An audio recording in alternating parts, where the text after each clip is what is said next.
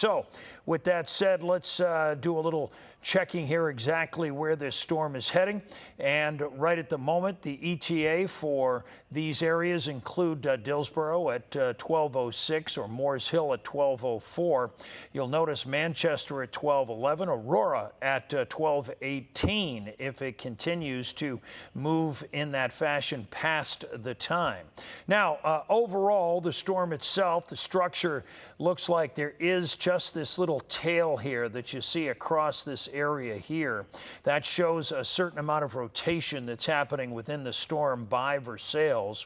So that area across and going straight out, it's moving out at east at about 40 miles an hour at the moment. Let's take a look at some of the parameters here. The winds, you'll notice, showing at about 60 miles an hour right at the present time in gusts, but probably some stronger winds associated with this as well. The rainfall is intense, and right now, as we look at it, total strikes just for that area. I need to squeeze it in here.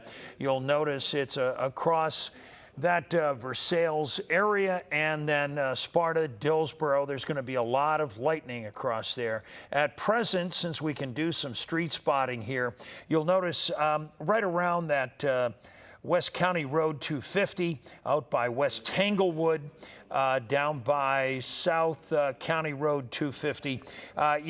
West, that is. That's the area where some of the strongest winds have been associated with this particular storm across the area.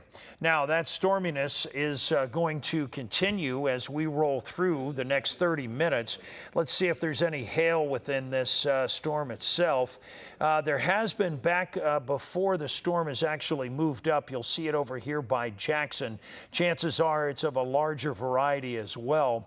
I want to see if there's any indication, and there is, perhaps some real rotation on the ground here as we take a look at our little debris detector.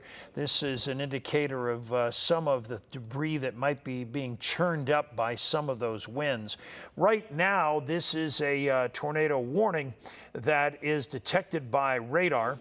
So as a result, we don't have any confirmation that there is a tornado on the ground at all. We're looking at some of the aspects again, the ETA. I'll leave this up on the screen so that you can see it throughout as I kind of analyze this. Now, as we look at where the storm is at the moment, it looks like it has increased in intensity a little bit. Again, you'll see the legend up here, winds going toward our radar, winds going against. So that's where you get that rotational property that's happening. So as we look, let me peg a couple of wind speeds here. So you'll notice into the 50s, and in some areas out here, we're into the 50s, and there's a little bit of clutter in there. That's the gray, but this would be generally, let's see if we can spot it for you a little bit better.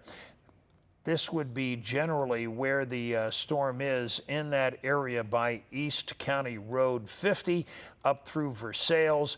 All you folks who are just dialing in because you're hearing some sirens, we do have an active tornado warning. So you'll notice it has moved up here in our update.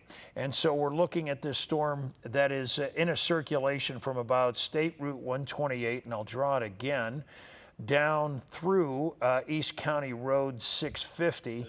Right in here is this broad circulation, including by 50 just outside of Dillsboro and outside of Versailles. So that's likely pretty much where the strongest winds are happening and where we're also seeing some rotation in the storm itself. Let me see if I can gather a little more information from the National Weather Service and what they're saying about this particular storm. Take a look, hold on one second. And let's get a little update for you here. As you look at this, I'll put it back in the reflectivity mode and show you what's happened over the course of the last 30 minutes here. We'll set this in motion, and you can see the storm that's heading in that direction. It does look like there is still some pretty strong rotation within that storm as it moves across the area. It's moving east at about 35 miles an hour. This storm, this tornadic storm that's let's see, let me just see what they said here. They've got severe thunderstorm capable of producing a tornado. So we're not seeing anything for sure, but nevertheless, this is the kind of system that is rotating enough that demands a tornado warning. So as you look at it, that tornado warning will continue until 12:30. So we've got the storm that's moving toward, right now, Dillsboro. The center of the storm, let's pin it again. You'll see there's plenty of lightning as well as rain. Let's just check and see how things are going with the amount of rain that's falling in that area, and we'll get a sense of the rate, and you can see just how, wow, there is some real torrential downpours across the area. Look at just what we're talking about all across here. It's generating rain that's coming down at 6 and 7 inches an hour. Now, it doesn't mean it's going to produce that much rain, but it does mean that, you know, this is the kind of rain where you really can't drive through it. It's just so heavy. Okay, let's do a little recap here. We're coming up at midnight, and we had advertised that we were going to do a little update at midnight, so new folks will be joining us. So to reset and to give you an idea of what's going on, we have an active tornado warning showing at present, and it's across the tri-state, moving down through southeast Indiana, that area from Ripley as well as Dearborn, and down through Ohio, and a section of Switzerland is under the gun right now. So that cities that are included from Dillsboro, and then stretching down through Downey Corner and Farmers Treat, Bear Branch and Milton and Friendship. We're looking at Olean as, of course, now that Polygon is just taken out Versailles. The storm itself is probably a little bit south of there. Let's just check right now by going under the storm and looking at where some of those twisting winds are. You folks in Dillsboro are about to go through some really strong wind gusts here. At present, we've got some what we call gate-to-gate shear. These are called gates. You'll notice that some wind gusts are 55, 65 miles an hour, and you'll see it's moving quickly. In fact, you'll notice there's an overall east-northeast tilt.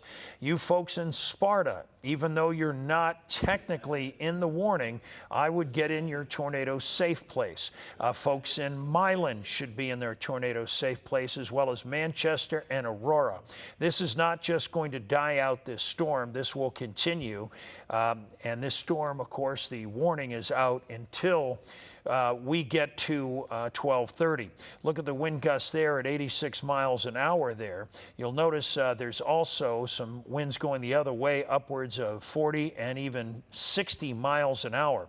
So combined, these storms are really showing some severe properties across the region. And again, as we look at it, you'll see that that's the overall weak rotation, or I should say broad rotation, not weak, because there's some pretty strong rotation in there, because these are looking to be gate-to-gate shears, and when they tighten up like that, the best way to show you the analysis of it is the fact that if you were to imagine a skater on ice, when they have their arms out, they go slower. And then when they bring those arms in, they pick up speed, right?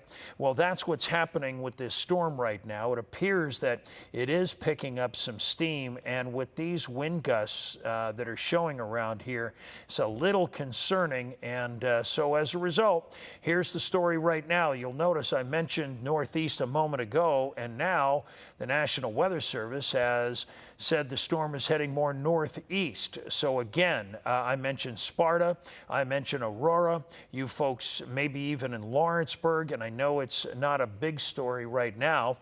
Meteorologist Cam Harden joins me. He's going to take over the till, and I'm going to show you a little bit more about what's going on across this area now.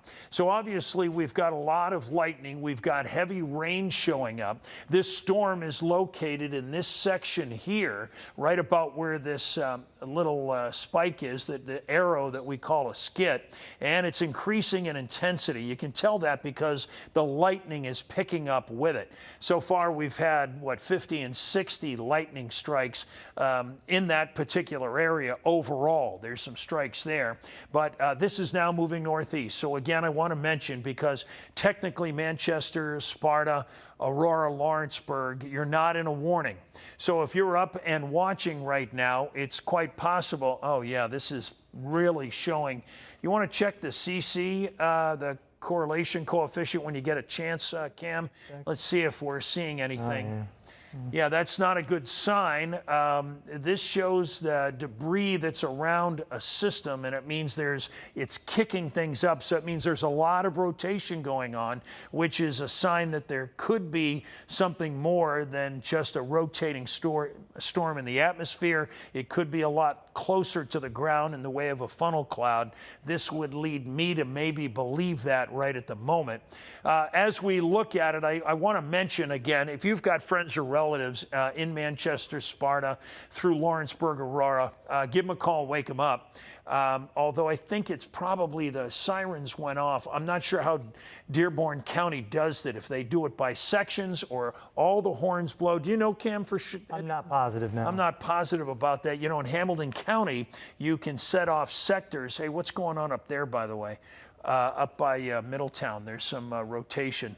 Let's just check that real quick. Oh, it's a new tornado warning. Is just about to come out here for you folks in Oxford. Go into your tornado safe locations. So we have a new, let me pull this over, Cam, so folks can see the ETA. Yeah, we have a TVS, meaning a tornadic vortex signature. And here's your ETA across the area from 7 Mile at 211 to Franklin at 229. We've got rotation, and rather substantial rotation in the Oxford area. So you folks in Butler County who are just now joining us, an active tornado warning. You'll see the polygon. Let's name some of the towns across there and kind of dive down in a little bit, Cam. As we do that, you'll see where we are. Maybe even some street spotting to take a look at exactly where that is right now. Somerville, 7 Mile, Trenton, Dartown, Jericho, all you folks around State Route 73 and upwards of, what is that, Hamilton, what? I can't see that, Cam. What is that? Eaton, Hamilton, Eaton Road. Yeah. So all of this area, that's where this storm is now heading. It's moving northeast. It's moving at 47 miles an hour. It looks like there might be some 50 and 60 mile an hour gusts, very close to winds going the other way as well. Yeah, not as, this is, yeah, that's off there. That detector, when you see those canisters, it means there's a lot of rotation that's happening in the upper atmosphere. And it kind of works against what you would think. You would think the taller the can, the more likelihood. It actually is in inverse properties, meaning when we see those, Cam, if you'll tip it to 3D a little bit, when you see these canisters higher like that, it means that there's a lot of rotation just off of the surface. As the canister gets smaller, that's when we're talking about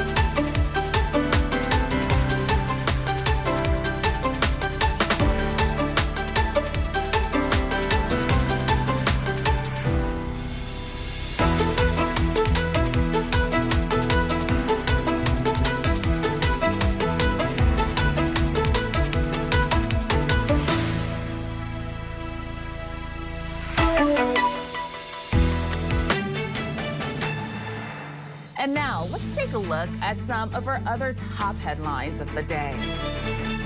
Almost lost in all of the headlines surrounding the U.S. war with Iran is the ongoing war between Ukraine and Russia. It's now in its 5th year with no end in sight. Missile and drone attacks have continued between the two sides as diplomatic efforts to find peace continue with little progress. A new report now warns that Ukraine's most serious human rights challenges will not end, even when the fighting does. Human Rights First has released the report that identifies 7 urgent issues, including war crimes, prosecution, corruption, and a mental health crisis that will likely outlast any ceasefire. The group says any peace deal should not sacrifice accountability for war crimes. Brian Dooley. Now the box is, oh, there it is. Oh, that's right, because you're sliding it forward. Yeah, I got you. Oh, what is this? What's this showing up down here? Is that a little? You got some spin in the atmosphere down there, too. Okay, I think that's the overlay of the watch. Okay. Yeah. I got you. Okay. All right. Now, there's a new warning that's out. Folks who are in Boone County and Kenton County, you're just getting up, tuning us on. Here's where we stand. You'll see the thunderstorm that's there, and you're now under a tornado warning. From Florence to Independence, let's name some more towns down through there, and many as we can, Cam, across there. Union, Rising Sun is in there, Independence, Burlington, all of this area, all under the gun at this moment. This storm is heading to you. It has shown very severe, strong properties back here by Dillsboro, and we don't have any separate. They're indicating this because of this, right? I mean, correct. Yeah. Yeah. So these storms are going to come into you earlier than the actual kind of rotational storm out by Dillsboro. I just wonder about this area to the south. It's very interesting. I just, really, you folks in Hebron, Lawrenceburg, I would probably take my tornado safe location, especially Lawrenceburg. You folks are very close to this as well. We'll wait for a little update from the computer with these skits here, and we'll get a sense of where this is going. Yeah, let's go back up. Oh, perfect. Yeah. Let me step out of the way here for a second, and you'll see the ETA for Middletown at 12:27 as this storm continues to move off to the east-northeast. So Miamisburg, Springboro, Middletown, this storm's heading for you. Can we dive down in there, Cam, a little bit? Not as much rotation as the storm to the south, but nevertheless we are seeing some gate-to-gate shear in here down by Mill Road, Tolbert Road, out by Thomas.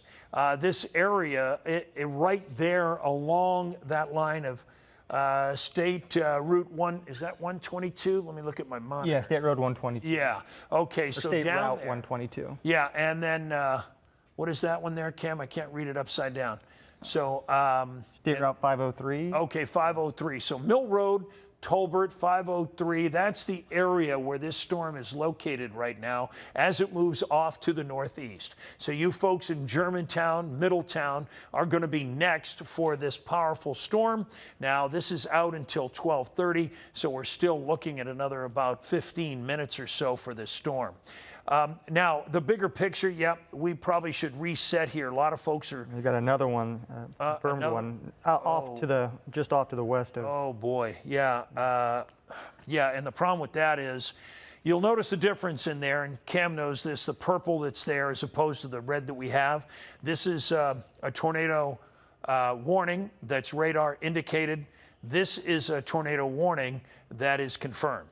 So at some point, there was a touchdown in the storm, and because what's the timing on this area by North? That goes until 1 a.m. Till 1 a.m.? Yeah. Okay, so you folks who are in Ripley County, I know that area well by Holton. I don't even have to see it. That was, of course, back from our 2012 storms. Out by Versailles, we lost two folks in the tri-state because of that.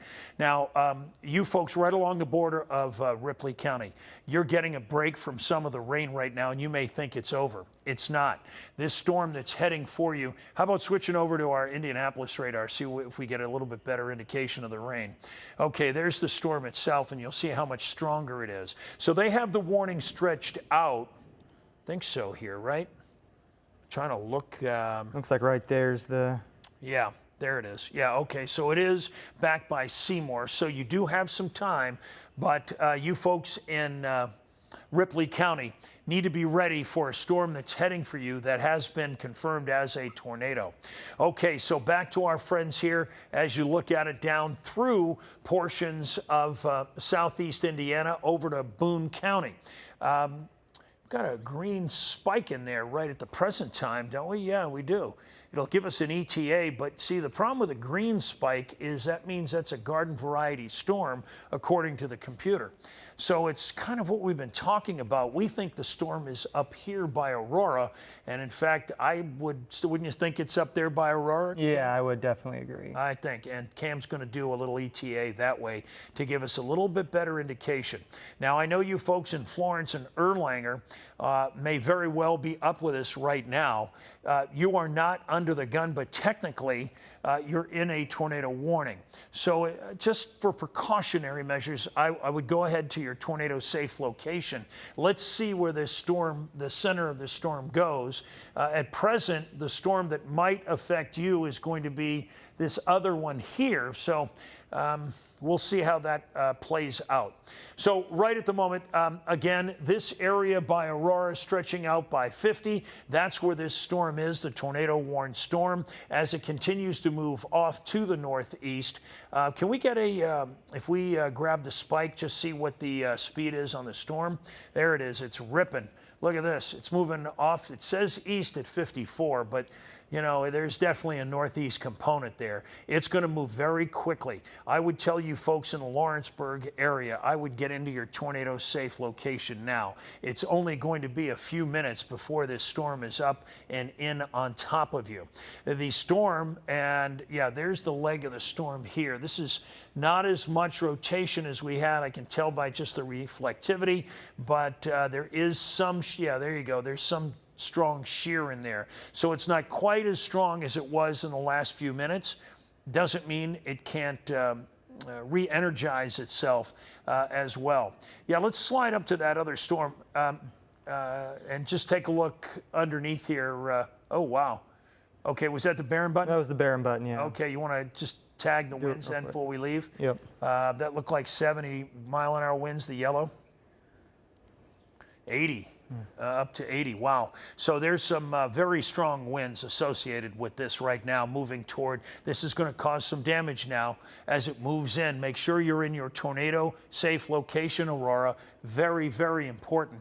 Still a component of this curvature in the storm, indicating there's some really pretty good rotation here in the storm that's heading toward Germantown. Wow. Not seeing it at the moment, huh? Yeah, no, it looks better for sure. Yeah, we're not. In other words, what Cam and I are looking at is this is all red. That's not to say there isn't strong winds there, but the rotational property is not there as a present. So that's better news for you folks in this tornado warning that includes Butler County and just a sliver here over by Warren County. You'll notice the Weather Service has shrunk it down a little bit. That was out till 12:30 as well, I believe, right? Yes. So this storm, keeping an eye on it, out by 65 it appears. Nevertheless, you folks in and around the edge, the western edge of Ripley County, I'm sure you're up with us because you at one time had that tornado warning. So as you look at the lightning, how about the number? It looks like a pretty strong amount of lightning there. Yeah, 106, that's in the entire frame. Yeah. So as Cam's kind of scoots down in on it, it'll chop it down a little bit. But in what you see right now, this is just in the last 15 minutes. So there's obviously a lot of lightning going on across there.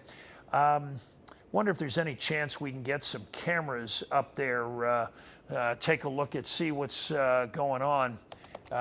We have got the tornado watch that's out, of course, and here are some cameras that Cam just pulled up, and Now you can see the lightning pop. Look at this. Yeah, now we're talking.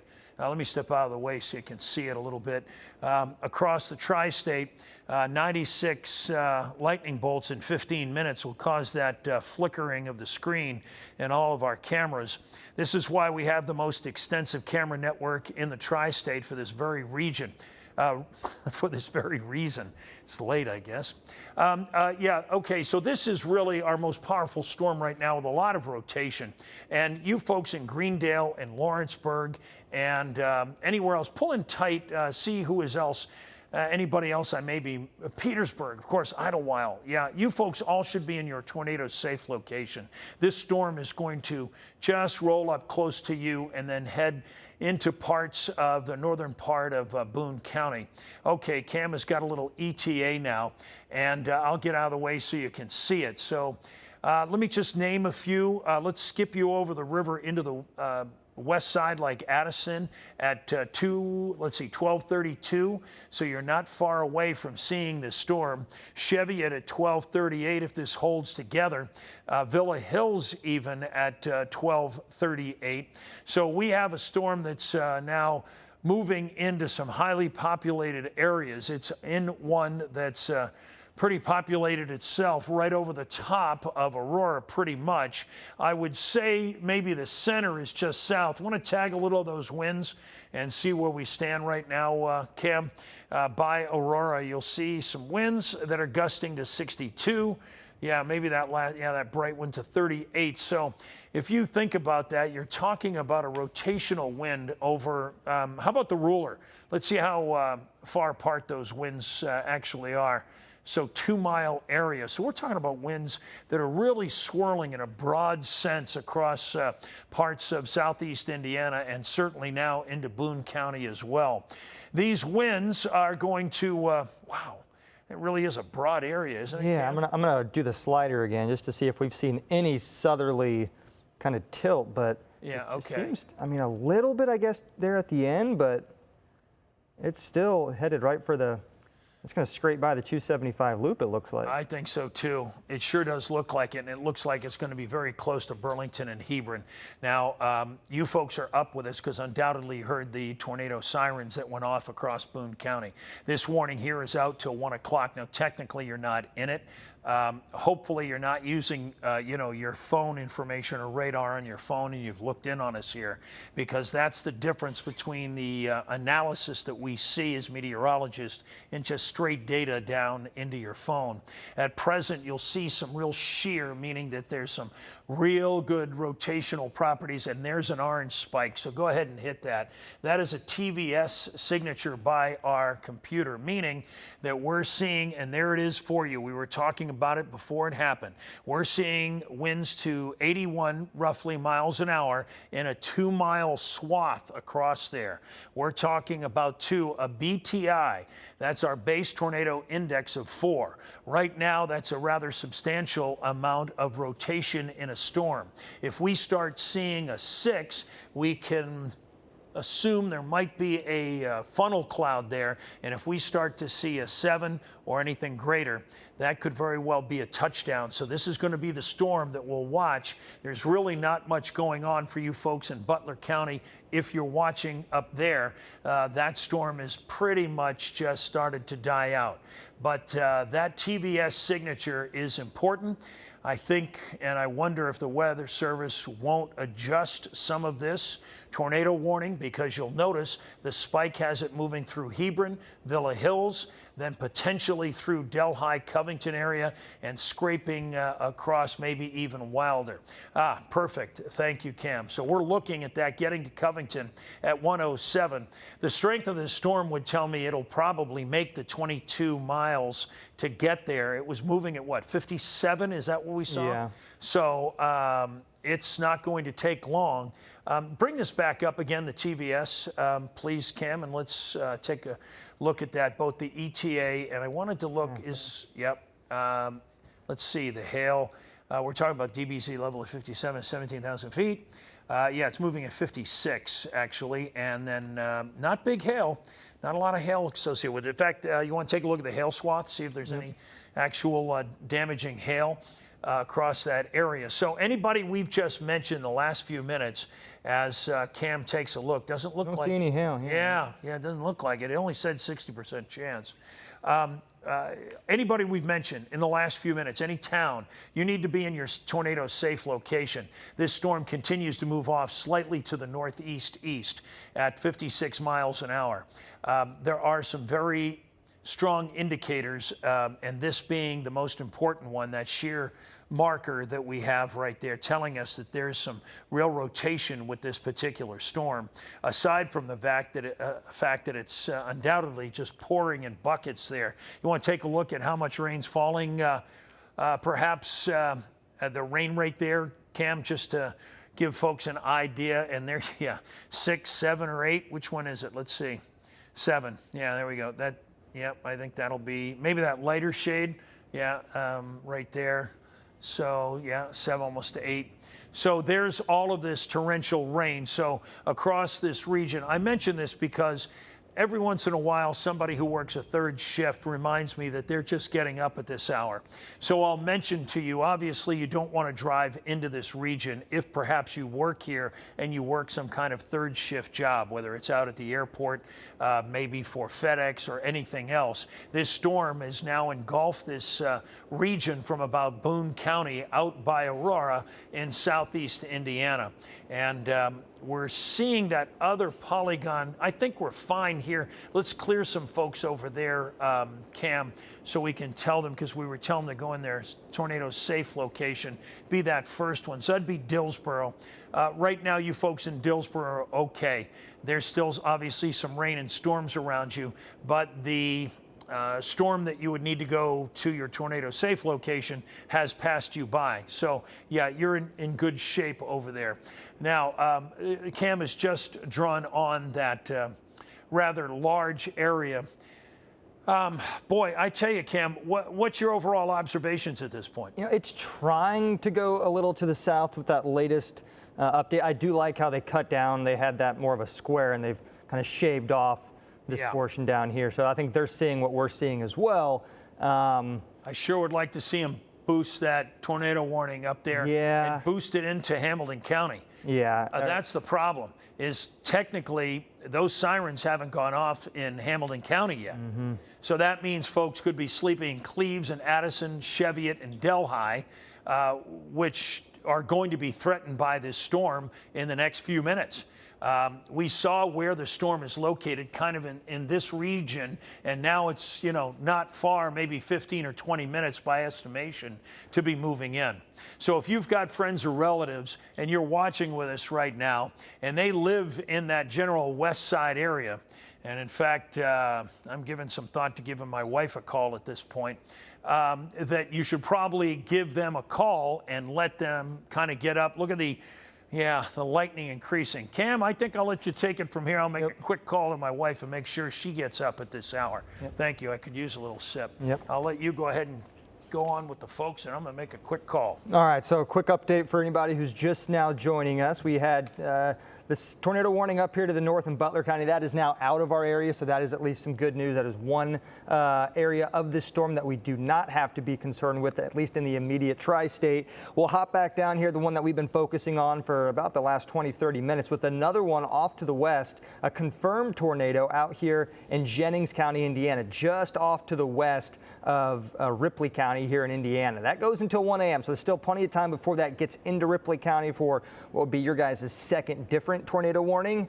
But we'll focus back down in here on the one in Boone County as this continues to slide to the east, trying to go down to the southeast. We're not seeing a whole lot of a tilt though with that. Right over Burlington, you see where those reds and those greens go together right there? That is exactly where that tightest rotation is, and that's just continuing to move a little bit to the east northeast, but kind of wobbling as well. You can see with that timer over the last 15 minutes or 30 minutes, I should say, it's just not going down to the south. So places like Union, you're certainly not in the clear. This is looking to stay just north of you, at least in terms of this rotation. Now, if you're anywhere along that 275 loop, on the southern portions of it, I should say, in northern Kentucky and a little bit there in southeastern Indiana, this is going to be impacting you guys directly. You can see again the rotation, which is right here. That is the area that we are concerned with, at least the most concerned with, where the tightest winds are. That continues to slide this way.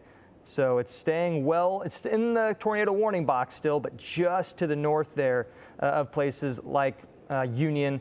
Going to slide right over Florence, so obviously two very heavily populated areas, Florence into Erlanger. I would say even up into Delhi, the west side. This is, you know, just as concerning for you guys. I would not be shocked within the next 15 minutes, maybe even sooner, if the National Weather Service does adjust this box and, you know, does put it up into the portions of Hamilton County, which obviously would greatly impact a lot of us as those sirens would continue to go off. The lightning has also been very impressive.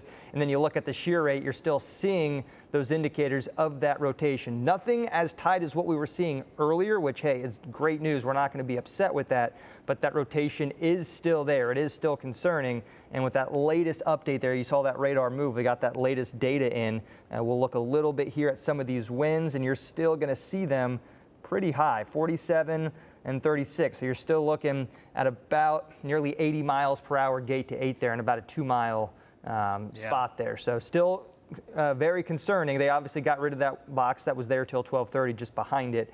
So as of right now, just one tornado warning there in northern Kentucky, taking over Boone and Kenton County, but we are still keeping a very close eye as well. Although some good news with that one potentially. It's purple but also red, so does that mean that it's no longer confirmed on the ground? Steve, do you know?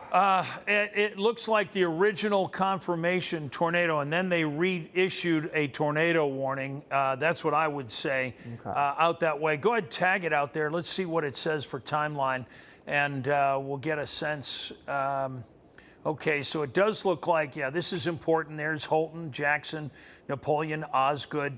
All you folks there, stay with us, and let's see what happens. I would say that this storm is likely. Can you put reflectivity on, Cam, and let's take a look at where we are. Okay, so the storm looks, well, it's pinned right there, so it's, I guess, in this general neighborhood here. It looks like you're going to be hit by a very strong storm. I would say at least a severe thunderstorm warning might go out for the folks who in Ripley County as this storm starts moving in.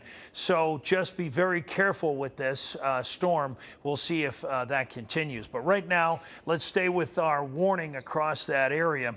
And as we do, Cam, let's take a look at the CC. It's a product that we look to see if there's any debris. As we mentioned earlier, you'll notice that there's some debris showing up here in a broad fashion.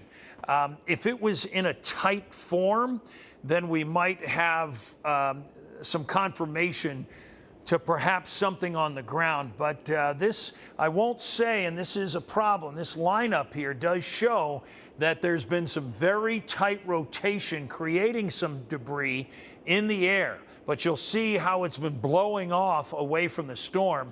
Right at about rising sun, it looks like it was at its strongest.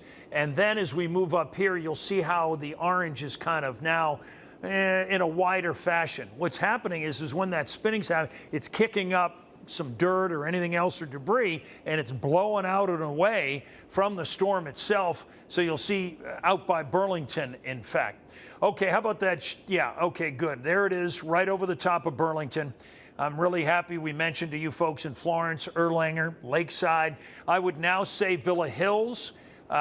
You need to be in your tornado safe location. If you're up with us on the west side, I would go ahead and take your tornado safe location right now. What's a ruler mark to about Delhi out of the central part of that storm? Yeah, you're only 6 miles away. And what's the speed on the storm right about now? You want to tag something? There's one up there, Cam, right here. Let's see where we stand.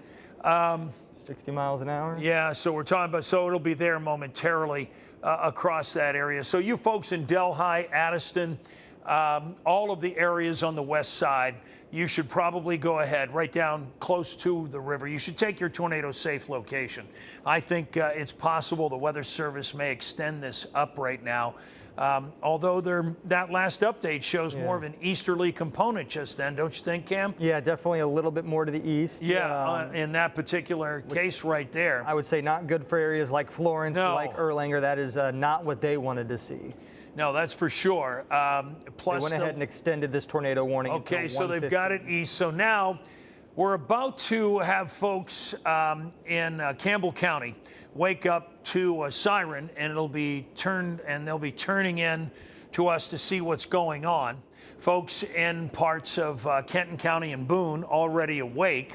So as you look at it, as you look at the storm itself, you'll notice that it's continuing. It looks like it's going to move maybe a little easterly component. And so now, you folks who are just joining us from Campbell County, you're under a tornado warning until 1:15. So as we look at things at the moment, the storm is not there. So if you're waking up with us, maybe in Ryland Heights or especially Taylor Mill, where the rain's not coming down that hard right now, but there's some lightning pops around you, let me say this. Oh, hey, maybe we can get our Florence camera up. I'm just... Some information that the National Weather Service is confirming a tornado in Boone County. That was as of 12:30. And so about 5 minutes ago, that report came into the NWS chat. Okay, they confirmed there's a tornado on the ground. Jennifer Ketchmark said, can someone walk into the studio to confirm they know the tornado in Boone County is confirmed by National Weather Service. Okay, the only thing I would say to that is the fact that they didn't turn over the polygon to purple. To purple, correct. Before we call that a confirm, let's make sure that we see that for sure, and it's not some other reports. It's quite possible that's the case, but at present, it's certainly possible. Let's put it that way. I hesitate to say there's something on the ground right there. I would have thought maybe back toward Aurora that was more the case. And and you'll see our computer picked up an orange skit there, indicating that there is a TVS signature, meaning that it's possible there is a funnel cloud or something greater. So I'd like to see this turn purple before we say that. I'd have to see what's going on myself here before we make sure that's the case. Okay. Now we are seeing, here's what is not good. Do you see this kind of bending S here? Now the shear is not extreme or strong, but it is moderate, so there is some pretty good rotation in that storm. Key here is, no matter what it is, we're talking about a tornado warning that is out right now for a major area of Florence and Erlanger. Let's go ahead and dive down in there a little bit more as we look at it, Cam, and talk about some of the other communities and street spot a little across that area.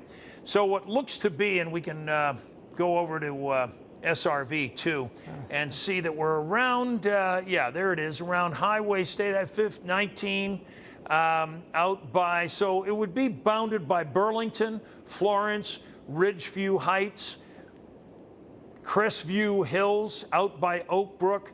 That's the broad circulation that's happening there. Hopefully there's nothing on the ground, but I really think we'd see something a little more intense. What's your feeling, Cam?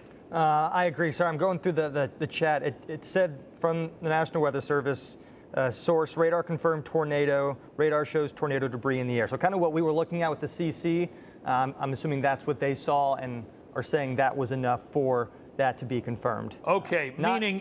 We don't know if it's still on the ground, like we're not trying to say that, but at one point, probably back just across Aurora is when that did happen. Here's in plain language, what does that mean? Well, right now, there's this broad circulation. So I wouldn't feel, from what I'm seeing, and I think Cam would agree, I don't think anything is on the ground here, although there are some very strong, dangerous, twisting winds, meaning damage could very well happen in this area. Now, we were talking about, when we looked at what we called the CC, or that debris indicator, and when we were talking about it, we were saying, you know, this stuff's blowing off. Normally what we would see is a real kind of tight debris ball, or something a little bit more than that, than a spray of debris. But with that said, it's quite possible that there was enough circulation that it was kicking up debris on the ground. We didn't see anything tighter than 2 miles, so that would be a pretty broad area to do that, but it is possible. Regardless, we're just mincing words. bottom line is all the folks across this area. And why don't you widen out a little bit, Cam, so everybody can see where we're looking.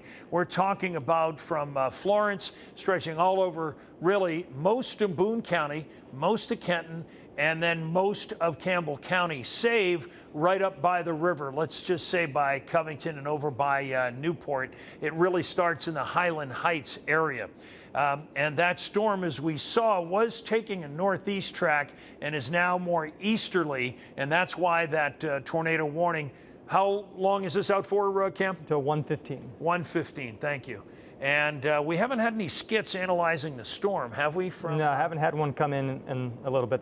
The latest one's north of Cincinnati, but that's just that's just it is a rotating storm, but it's not bad. We're looking at yeah. Go back to this year's. I'm trying. There's that There you swath go. of this year. Yeah. See the difference, folks. This is what makes us pause for thought. And that is this red shade, the strong shear, meaning that storm was really cranking this way. And that's why we said Dillsboro, Aurora, in through there, the possibility of something is possible. And you'll see things have diminished a bit for shear, meaning that circulation that's with the storm is started to diminish somewhat. That doesn't mean it can't reignite or re-energize as it continues to move. Here's the debris detector, and you'll notice it continues in that area. So that broad circulation could very well be creating some debris in that fashion. But pull it out a little bit. Leave it there on the CC cam for a second. Pull it all the way out a little bit. Let me see if yeah. Now, see, this is more what we would be looking for, or something like this, or something like this, maybe not even that. But we want to see almost rounded, or at least ball nature to it. That's a little straight. And you'll see the difference in this pattern. That's not to say there couldn't be some debris with this, because it looks like there may have been as it's there. We'll find out in the morning. It's really, as I say, not worth worrying about, and I'll just drop it from here on out. All right, but I will say this. Yeah, bring it right in tight, because it's moving right in there. Cam, overall observations, things that you see at this point? Yeah, still staying on the north side of that polygon. So directly over Florence and Erlanger now, going to slide probably directly over Taylor Mill. I'm assuming they, as in the National Weather Service, are concerned that it could at any moment start taking a southeasterly tilt, which is why they have that polygon so far down to the south. Yeah. But I would say anybody in the northern, close to the northern portions there of that box, right along the 275 loop in northern Kentucky, those are the biggest areas of concern. Even with that latest update, it's still staying in the northern half of that. Probably Taylor Mill. Let's go ahead and put a kind of a timeline for you guys, because that's going to be right on your doorstep there. And I got to update those winds. That's the duration. So you're looking at just after around 1 o'clock or so. That means all you folks should be in your tornado safe location, whether it's Highland Heights, Taylor Mill, Ryland Heights, Cold Spring, Crestview, and all of that area. And we'll see if it continues further after that. But keep in mind that warning goes right to the river in Campbell County. So if you live in Kenton or Campbell County, save, and I got to say, you know, Cam, I would still say Wilder, Villa Hills, and this area. Still, I think you should be in your tornado safe location, because that last scan, and I don't know, folks, if you saw it, yeah, there it is. Yeah, it has taken a little bit of a tilt to the south, so that may very well be a good placement from the National Weather Service. You know, they're working as hard, if not harder, than we are right now, disseminating the information so that we can get it out to you.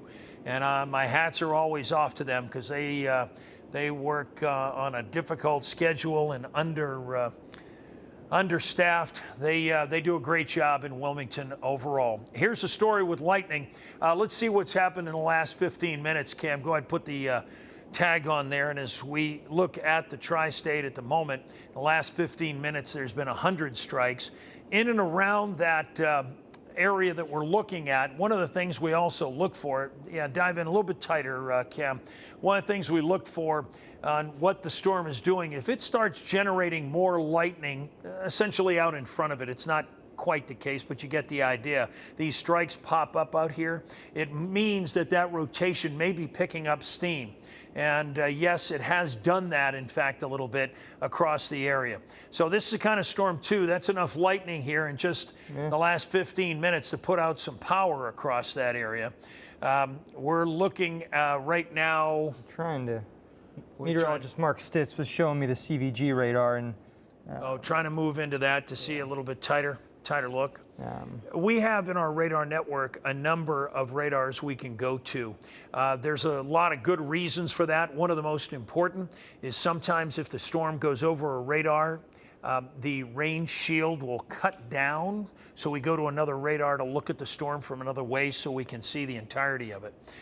Right now, we are looking, let's take a look at those winds around that storm, because that circulation is running from just about Villa Hills down to Independence and Ryland, stretching up by Highland Heights. It's kind of this big general circulation with a lot of wind gusts. So we're talking about gusts in some spots at 70 miles an hour. Forget the rotational winds, just these gusts alone at 70, and we saw a little bit at 80. You know, we're talking about damaging winds that could be happening as well in these areas. So there's no question anywhere from Covington down to Ryland Heights, there could be some damaging winds that are happening there. And that's why really almost all of Kenton County, all of Campbell, just go ahead and get in your tornado safe location. Now, the center of the storm, you'll see where Cam has drawn it on from Erlanger to Independence. And it's moving a little bit.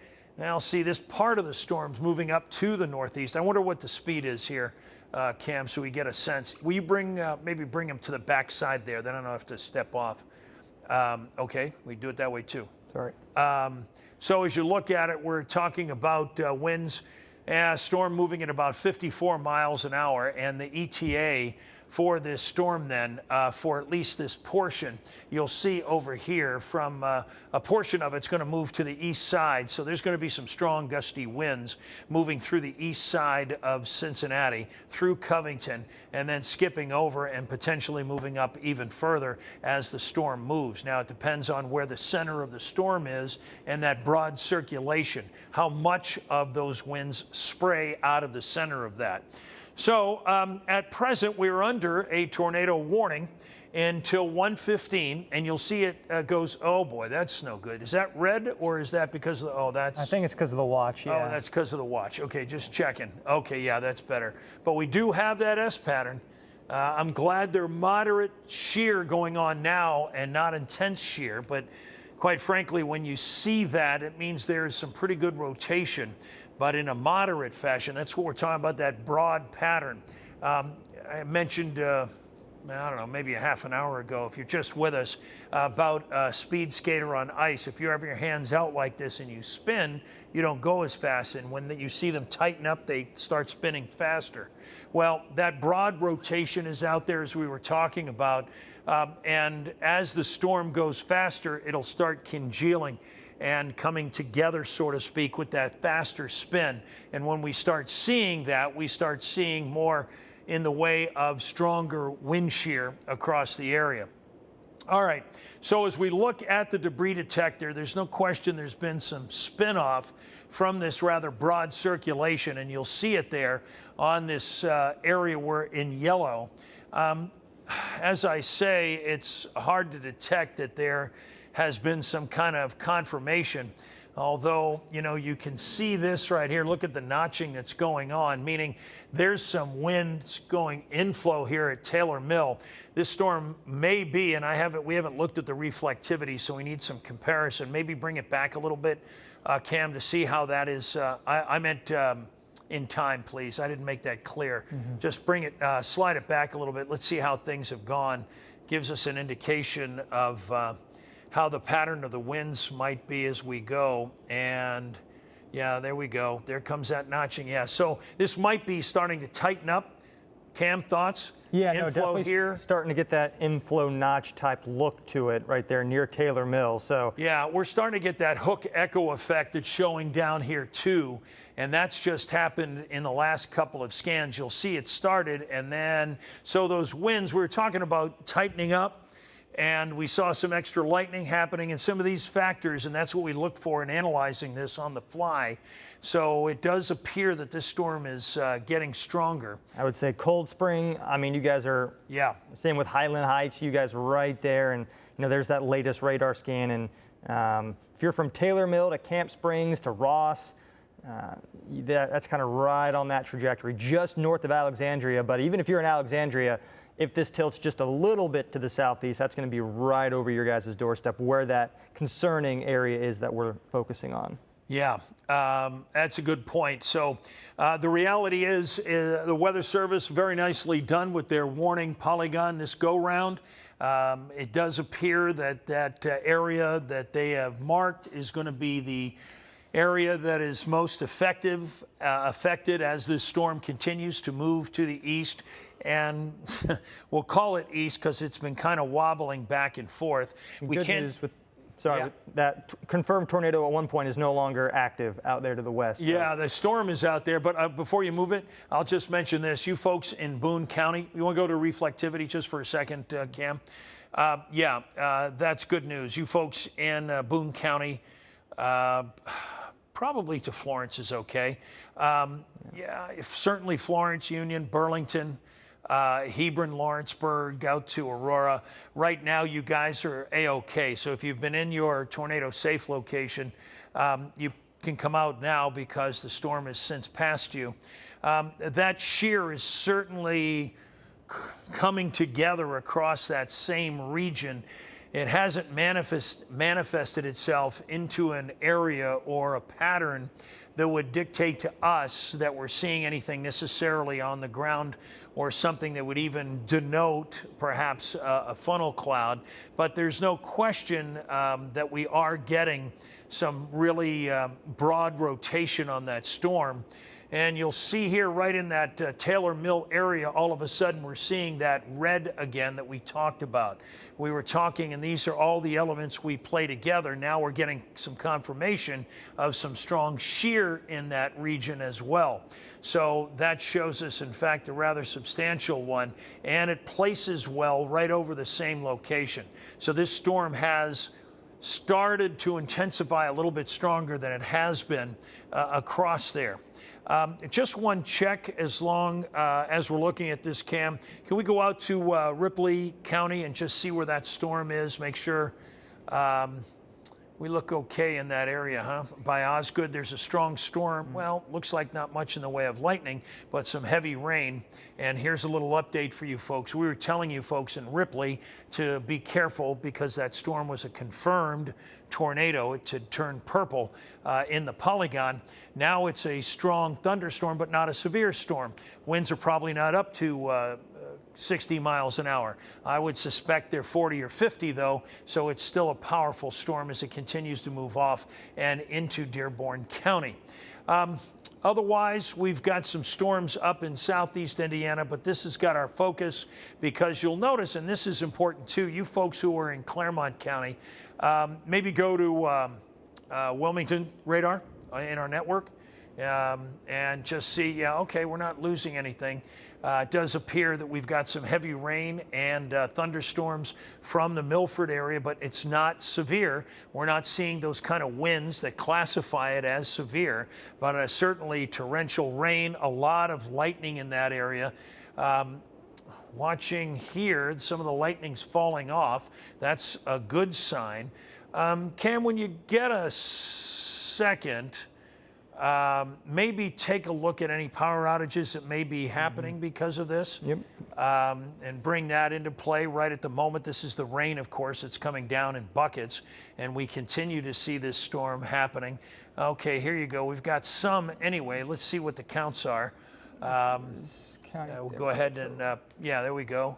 So pixel query of them, and We'll be able, there's 1,000 out in Hamilton County now, 100 down in Pendleton County, and 200 in Dearborn. So not much, but due to these storms, there are some. And so we continue to watch that. And so hopefully you folks have got your app on your phone and watching us across maybe the east side. Oh boy, that is that is really wrapped up into a real hook here across that area.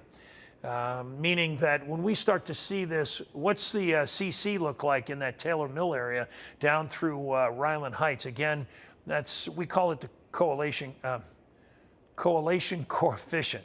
Yeah, it's late to get a CC word out like that, but you'll see there's a little brighter notch here, a little brighter pattern, meaning a little bit higher in the way of debris across that area. As for rotation detection, we have got some moderate still rotation within that storm as well. In fact, here we go with a new spike. We get a new ETA for folks, not moving very quickly. That's going to be a bad sign for any flood possibilities. We're looking at east-northeast at 22 miles an hour. And you'll see the ETA across the area too.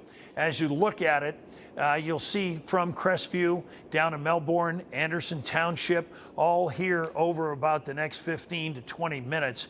And as we're looking at that, any observations that you get out of this, Cam? No, I mean, our skits continue to show more of a northeast tilt, and there's that latest update with that swath, or with the shear. That kind of just put it directly east. So this is getting ready probably in the next, I would say, 15 minutes or probably 10 minutes to hop across the river there into Ohio, maybe a little longer. So Amelia, you guys are kind of, if you want a 15, 20-minute heads up, you guys are probably up next, or anywhere from New Richmond to Amelia in that area. Yeah, over in Claremont County. And we got a little updated ETA from that skit, right? Is that that's the one we just read. I just wanted to double check on that. Here's the thing about that. You'll see it's only moving at 22 miles an hour. That's, bad news for the areas that may very well turn into a flood advisory, or potentially, if it continues to just kind of go slow, maybe even to some flash flooding. I mention that again for anybody who might be up. You don't want to travel into this area right now, but once this moves out, you might just be careful. Very difficult to see flooded roadways at night, almost impossible, frankly. So you'll see this area here is where that rotation's happening to the south of Highland Heights. We're starting to see this storm kind of cut itself off, and that's some good news. Overall, that would be much better than what we're seeing right now. And in fact, you see how we're not, this is called, what we kind of nickname it gray ghost. It's the radar, when it goes out, it can't determine whether the winds are going toward or away from the radar. So instead of giving you bad data, it ends up giving you data that shows up as inconclusive. So for that, we end up seeing some of this area here. And in fact, as we go to reflectivity and move it over the last little bit here, we've got ourselves that area that's moving in the northeast fashion. Cam, what do you think about that? What's your overall thought? Sorry, my producers are saying on our Florence camera, which is still there, they're saying there's some potential damages out in Florence. They were trying to get us to move our Florence camera to try to find some of it. Yeah, that's fixated right here. Yeah, so, I don't think we can move it, but getting reports not confirmed that Florence could have, whether it's straight line winds, whether it's rotation, tornado, we'll get that confirmed later, but getting reports at least of some issues out there in Florence. I believe my producer said near the Florence Mall. So. Well, that would probably sync up to what we have seen here with the rotation moving through Florence here recently. That's for sure. They just issued the tornado warning, or extended it until 1:45 for Claremont County. So it hasn't updated here. There it goes. And there it is right there. All right, I'm going to try and get some cameras here. Cam, if you want to take some folks and give them the update for that new warning. Yep, absolutely. So 145 now, as we kind of said, from, we were giving you that early heads up with anywhere from Amelia to New Richmond. That's still that same kind of path that we are keeping a close eye on. You can see where those reds and yellows, or reds and greens, excuse me, are coming up close to one another right here. That's that main area of rotation that's going to continue to go this way, so almost directly to the east. Haven't seen much of a north or southerly tilt with this system. It continues just to chug pretty much from west to east. So we don't have anything to really show us to think otherwise. So again, Amelia to New Richmond, eventually out here to Bethel. We'll give you that time frame on when that would be into your area. Again, this is moving a little over 50 miles an hour. At times, sometimes it's kind of ebbing and flowing with those speeds. But Amelia, you guys have about 10, 15 minutes before it's to you guys. Same thing with Bethel, a little bit longer, about 20 minutes. And then if you get all the way to Mount Orb, which is outside of that polygon, so you guys are not in the warning right now. But if you get to about 1:30, 1:45, that's probably going to be on your doorstep. And again, if you want that early heads up, to start keeping an eye on things, or maybe getting that basement, that interior room ready to get the kids if they're still sleeping, now would be the time to start preparing for that as we continue to track this moving to the east now, getting ready to hop over the river into Ohio. Okay, with that said, guys, I'm going to pull a little audible for our director, Scott. Could you give me links 2 behind me? Well, you saw where I was going with this. I wanted to show you this Batavia camera. Unfortunately, it's frozen up just now. I was just watching it coming down in sheets, and the lightning was just popping back and forth. I think someone's changed out our camera that was in Cincinnati there. You'll see also the camera down Fort Washington Way. As we look at what's going on, let me go ahead and kind of punch up our multi-cameras here. And as we do that, let's just take a look around, see if we see anything in particular. Camera froze up, unfortunately. It's probably raining so hard. We were seeing some lightning flashes across the area as well. Not as much at the moment. So Cam, I'll let you take it here. Oh, there's a little bit up by Mason and Kings Island, but truthfully, it's really down to the south and what we're talking about. Has there been a lot of rain in that area, Cam, in just the last few minutes? Yes, in that specific area, but we also did just get a flash flood warning that came into the newsroom. So let me pull that up for you real quick. You can see these green boxes here. Let me pull it back up. So the flood boxes out here in southeastern Indiana, where a lot of that heavy rain has been, and it takes up a wide portion there of the area. So let me pull off the reflectivity there. You can see a little bit more of what we're dealing with those flood warnings. Again, flash flood warnings there until, I believe, 4 o'clock this morning. So 4 o'clock for Ripley County, and then also out into Dearborn County. But that's just for that polygon. They also just issued it for pretty much Boone, Kenton, and also up into Hamilton County, as that heavy rain, obviously, we were looking at 7.5 to 8 inches of rainfalls per hour that were coming down. So it was a very heavy rain, and that's going to be some lingering issues, especially as those water levels continue to climb, as there's more rain behind all of this. No question. Look what's out to the west. You can see some of the thunderstorms. Keep in mind, a lot of these thunderstorms overall, while individual storms may be moving east or northeast, the overall pattern with this is kind of like that. There's a cold front that's to the north, and it's all falling to the south here. And right about 2 o'clock, that's when the cold front, 2 or 3 o'clock by our modeling, it was going to be bisecting the tri-state. And then you folks down into northern Kentucky, especially to our counties anywhere from Owen over to about Mason County and some of the southern portions of the county, you're going to start to see all of this falling to you. And you're going to end up seeing some of these stronger to, in fact, severe storms. Where do we stand with the tornado warning? Here's the story at present. You'll notice the warning is out until 1:45. That area that you see there, we're getting a lot of thunderstorms, and it looks like maybe the center is right here in the Amelia area. Nice call by Cam just a few moments ago as that storm continues to move in that fashion. You know, the interesting thing is generally a storm like this will move from southwest to northeast. Hasn't been quite that. It's been more on a linear track, and that happens because the storm is a cell unto itself, and that happens there. We have got a TVS, I think, signature up here by Stone Lick that just came out, Cam. Pull that over there. And Storm E60. And another one. yeah, it looks, there we go. Yep, we've got a BTI. So what we call is a base tornado index. And I mentioned it about a half an hour ago, but when this starts I want to mention growing, real quick, Steve, right there near Batavia, it looks like, is that another area? Are you seeing some potential rotation? might Batavia be some of that same circulation, that broad 2-mile circulation. It's interesting that the spike is up here, though, from the computer. So that's kind of interesting. This is a severe storm, meaning it is at that level where there's a lot of rotation happening in the upper atmosphere from the storm. That's why this BTI starts showing up on our shear indicators. When we see it start to grow, that's when we start to get concerned. And I was going to say nervous, that too, I guess. We don't want to see it grow to 6 or 7 because then we've got real problems. So as we look at it, you know what?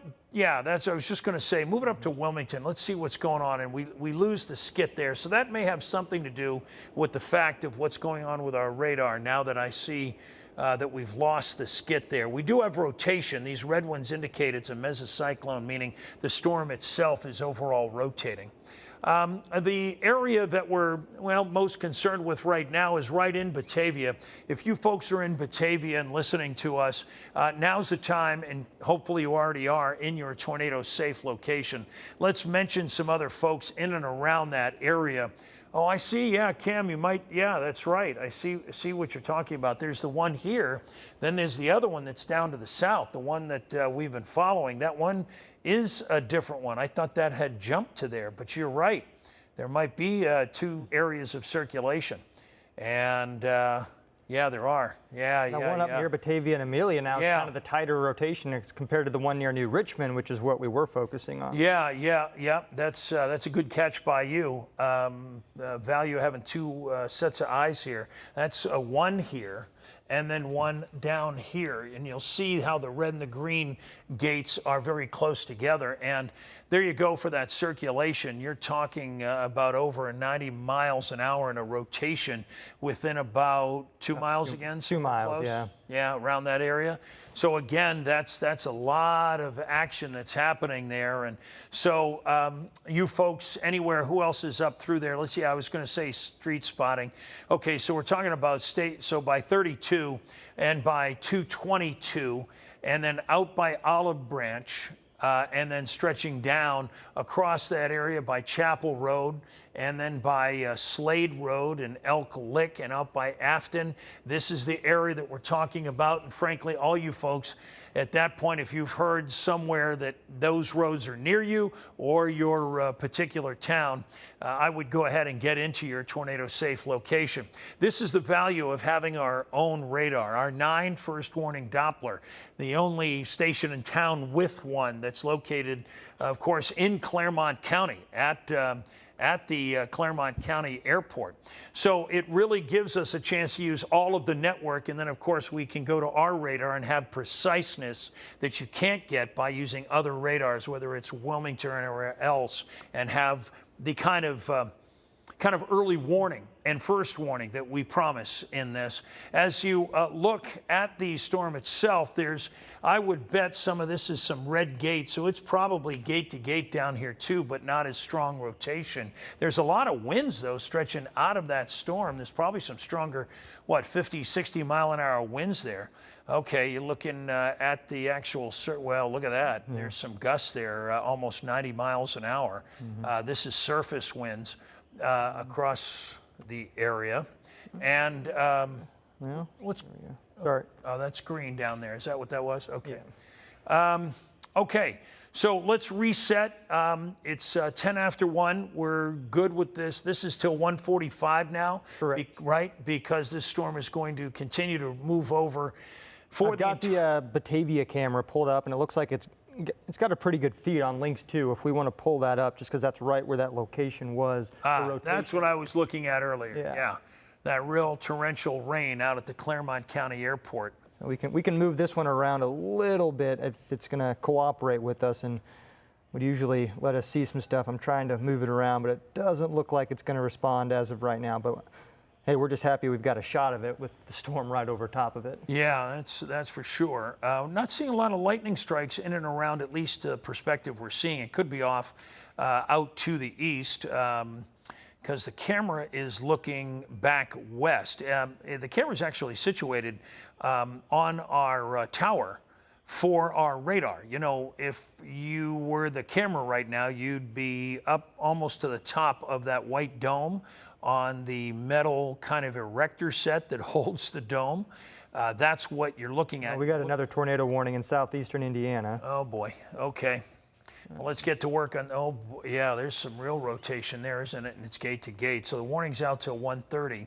Is that the storm that came in that was once a tornado? It is not. That one was further down to the south. So this is just another. South. Okay.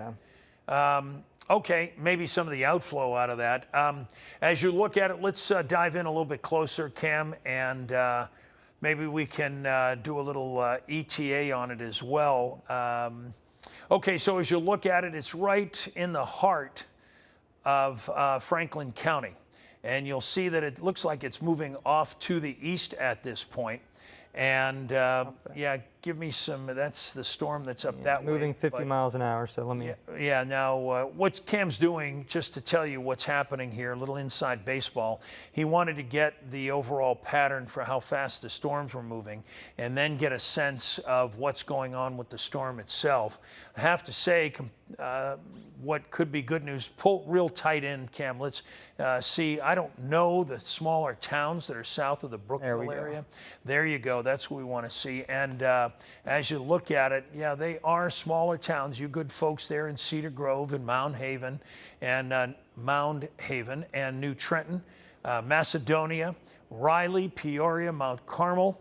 Have we had a warning yet in Franklin County? I don't think we have. Have we, Cam? I don't believe so, no. No. Yeah. So this will be the first time for this warning, meaning now the sirens are going off in Franklin. So folks are waking up to what's going on, dialing us in. So just want to let you folks know, in Franklin County, you are currently under a tornado warning. You'll see it stretches across the entire county. It also looks like this goes into a little bit of Hamilton County, so the sirens might be going off in Hamilton County as well, just as a heads up to people who are maybe turning us on right now and trying to figure out what's going on. That's great to point out, Cam. Yeah, Butler County as well, although we already had a warning. But just leave it right there for a second, Cam, and you'll notice from Oxford to Riley down to about Harrison, that is the warning. I say that because I think Hamilton County works on the individual system. I don't think they pop on all of the sirens, if I remember correctly. So that means probably this quadrant on the west side of town, you might be waking up in Cleves, Northbrook, White Oak. If you are, you're not currently under any warnings except, is that flood problem go up as far as them? I think, yeah, it does. Okay, so I don't want to misspeak here.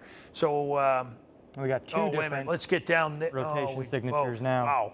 Do a little 3D here, Cam, and it'll give the folks a sense of what we're looking at too.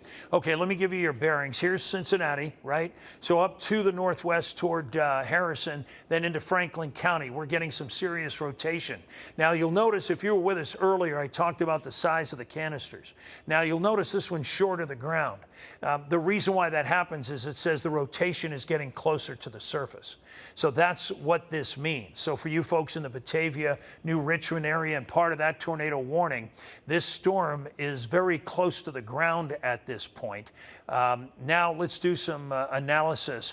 So as you look at it, the storm is right in around that Amelia area, moving to what's likely the northeast or east. Here's the storm moving off, and we're getting some pretty strong rotational winds now.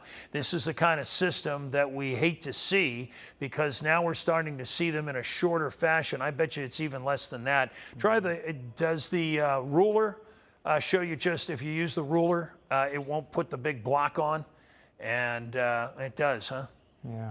Oh, okay, I thought, okay. So yeah, so we're looking at that very tight rotation starting to happen. And I would say from Nicholsville stretching over to underneath Lindale, it's probably less than 2 miles in there. So that's the kind of rotation that we're seeing in this area. You can see it coming together here, and that's why all of a sudden our computer popped on that rotation. Is that orange? Yep. Yeah, it sure is. So it's a shear storm. So we are seeing some significant rotation with that storm.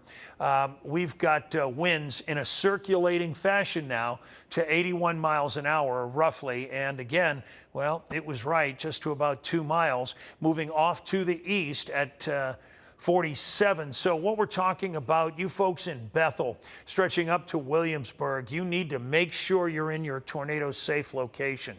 If you thought it was safe to be out of there, then you would be mistaken.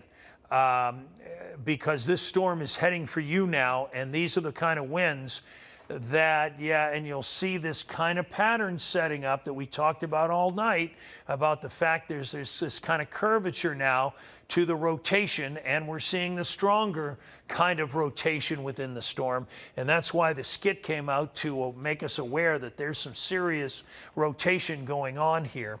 Did we have, it was 4.3? You want to click it again, just see if it's grown? Oh, we got more? Are those orange up that way? Yeah. Is this orange? It is.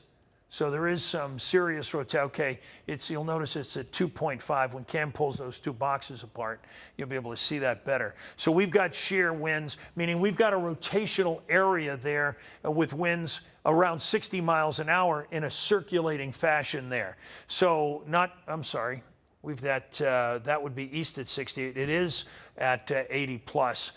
In that area. So now what's important, here's the ETA for you. So as you look at it, it's going to be moving, what's 116 right now, 117. So within the next 13 minutes, it's going to be in Riley.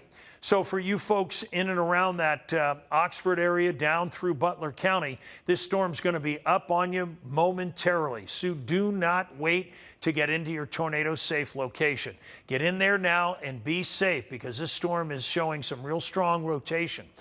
There it is for you right around 52 or so, just to the west of there, south of Brookville.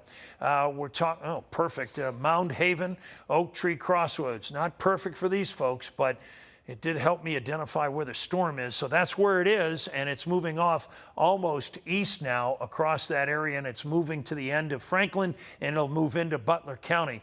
We'll see if it holds and see if the Weather Service extends this warning. So you folks in Butler County in general, anywhere from Ross up through Hamilton, just be ready here. Be ready to move into your tornado safe location.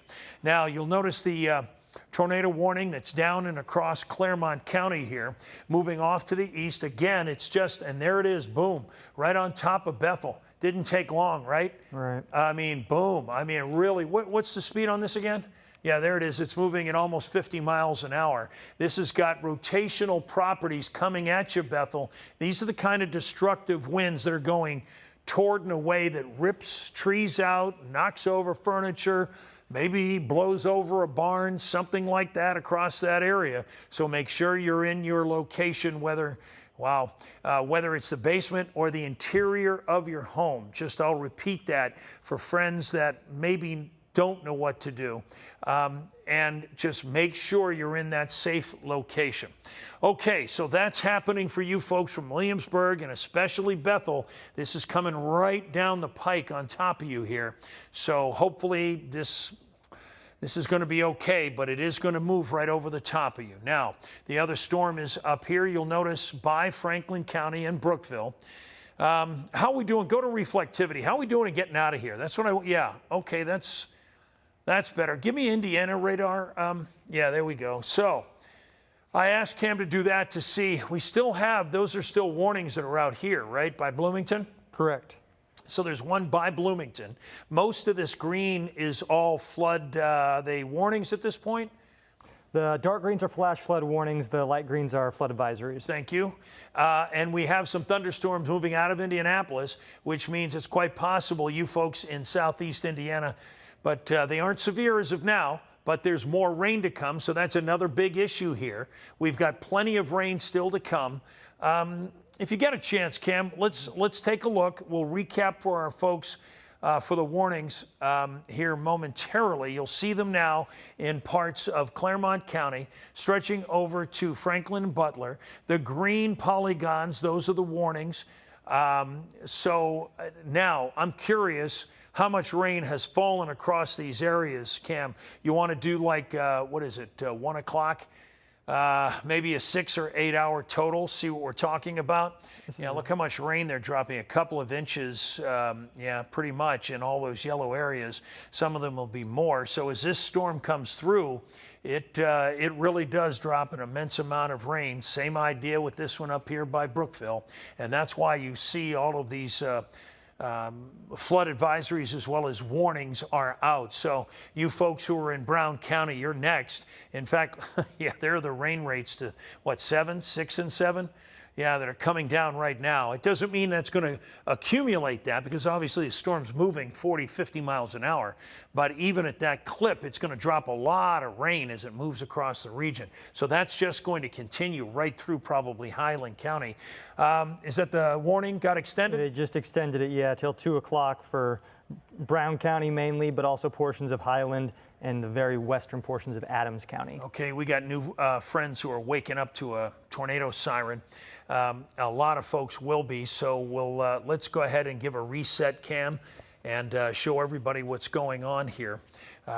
Folks are getting up, clicking on their TV, wondering why they're seeing a tornado warning. Well, for you folks in Brown and Highland and across a portion of Adams County, you've got this storm here that is highly rotational and has been for quite some time.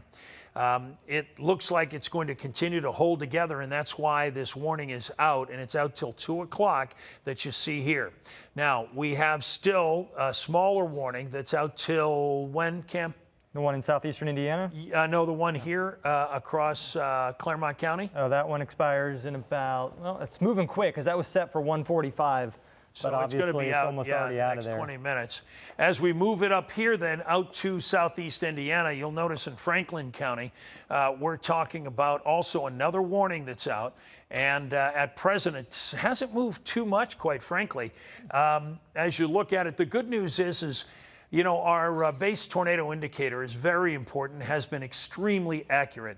Quite frankly, over the last 20 years, there have been a couple of times that we didn't get warnings or issuing of a confirmed tornado, and because this tornado index was up at 7, there have been a couple of times I've talked about being a tornado on the ground, and our 9 first warning Doppler has been validated the next day during the survey. So that's why we watch it so closely.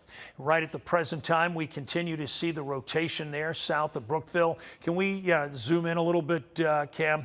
The reason why we keep it on this and not the reflectivity, you know it's pouring across the region. We're trying to determine who may be next with this, and it looks like it's Sharptown with some of this rotation. And by Mortashed Road, Sharptown Road, Elkhorn Road, Dixon Road, all of that area will be next with some of those rotational winds before it starts moving into Butler County. And we're getting some pretty good rotation in the system itself. It's on the strong side, as you see the legend. How about if we go back down to that new warning and really warn the folks down there? By now, a lot of folks have dialed in. And we're looking at this storm here with a lot of rotation in it from Williamsburg down through Bethel and 2 south points there, moving into Mount Orab and Russellville, Maurystown, Winchester. All of you folks there are going to be affected by this storm. And right now, there is a TVS signature. Now, our computer waits to a point where it is a pretty tight rotation before it assesses that it is that indeed a TVS, or tornadic vertical system. And so as a result, see this gray area, I mentioned this, across this region. The data is not coming back, but my guess would be there's a lot of red here, a lot of green here, and it's very tight in and around that area of Bethel. So Mount Orab, okay, perfect, Cam, is setting up all the places. why don't you take it? Give me your observations. I'd like to hear what you see. Yeah, that tight rotation is right there in that central northern portions right over Shiloh, but we saw that when we were showing the shear rates, still some pretty good rotation throughout the entire portions of that polygon from north to south. So that's why I did, instead of that cone, I did the entire kind of width of the box. And even if you're not getting the rotation, you're still getting some really gusty winds, 60, 70 miles per hour. So that timeline is just flying across these counties right now, which is why that first warning was set to go until 1:45, and it's already out of that first polygon there. So if you're in Bethel, it's just past you to the east, but still seeing a little bit of those effects. But anybody from there into Brown County and then even a little bit into Highland County, you're going to be dealing with this for probably the next 20 to 25 minutes. Obviously, it's a little bit wider there of a polygon.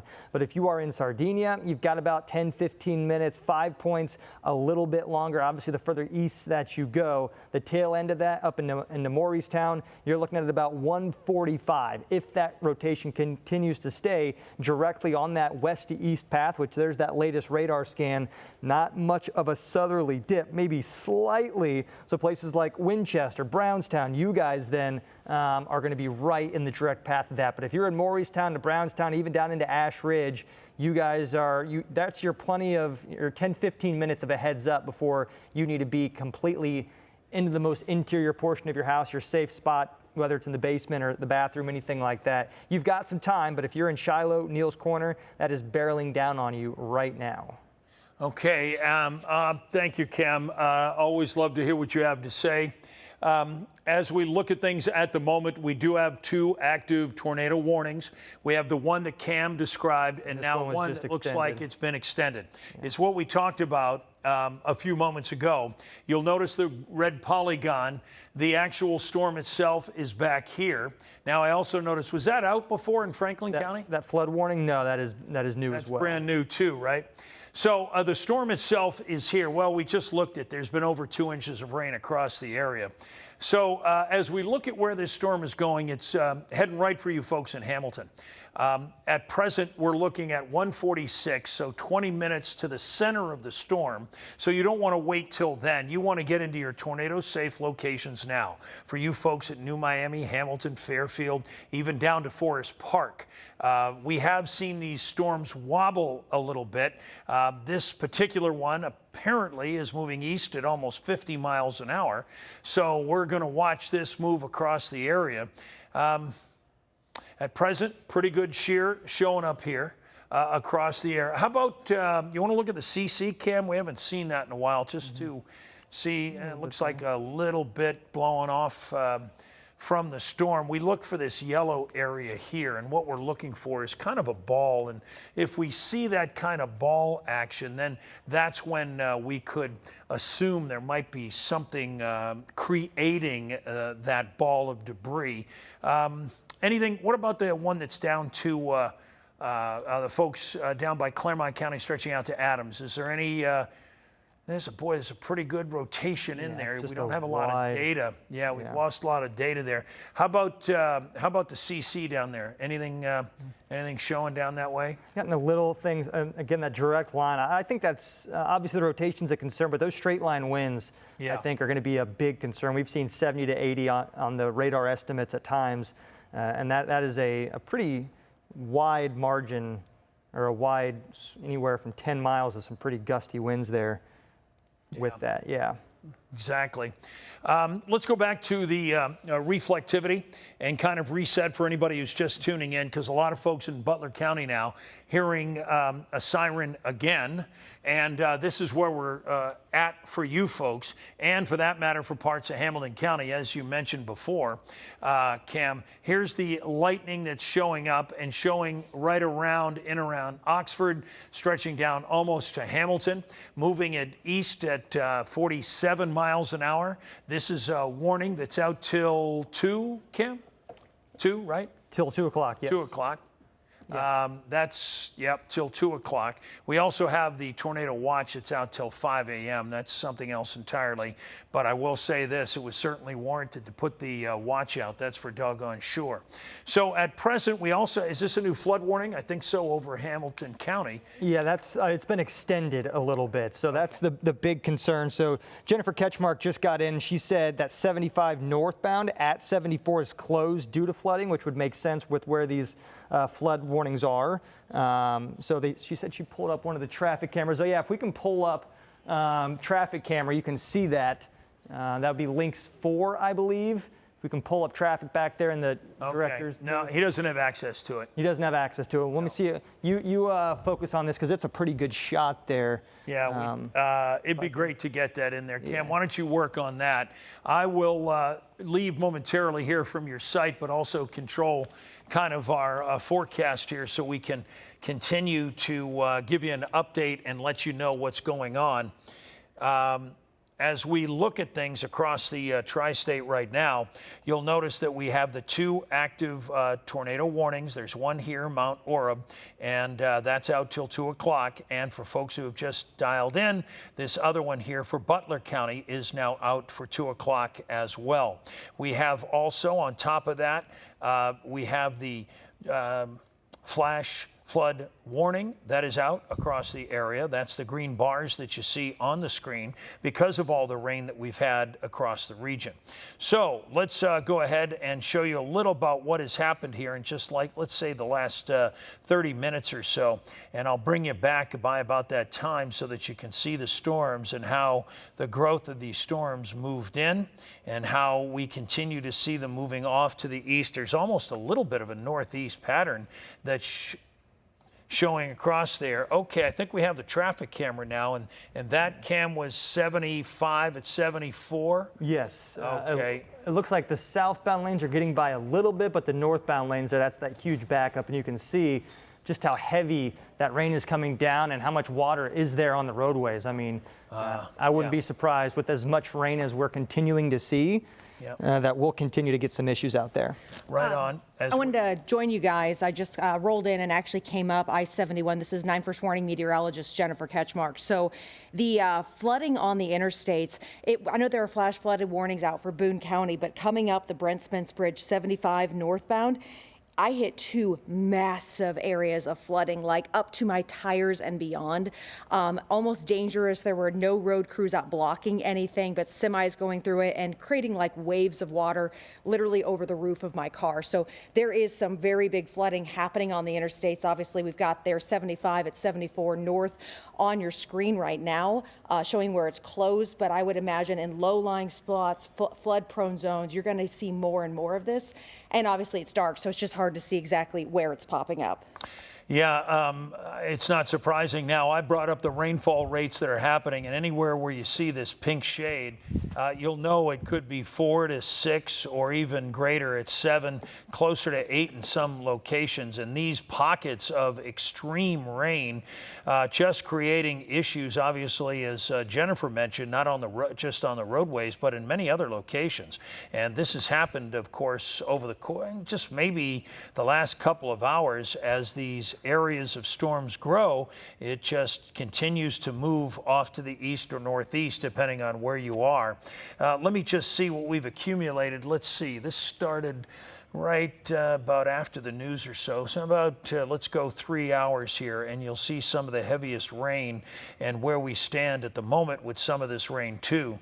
You'll notice anywhere 2.5, 2 inches of rain all across the yellow that you see here. And I'm looking for anything greater than that that would be around. And at present, I don't think I see anything more than maybe 2, 2.5.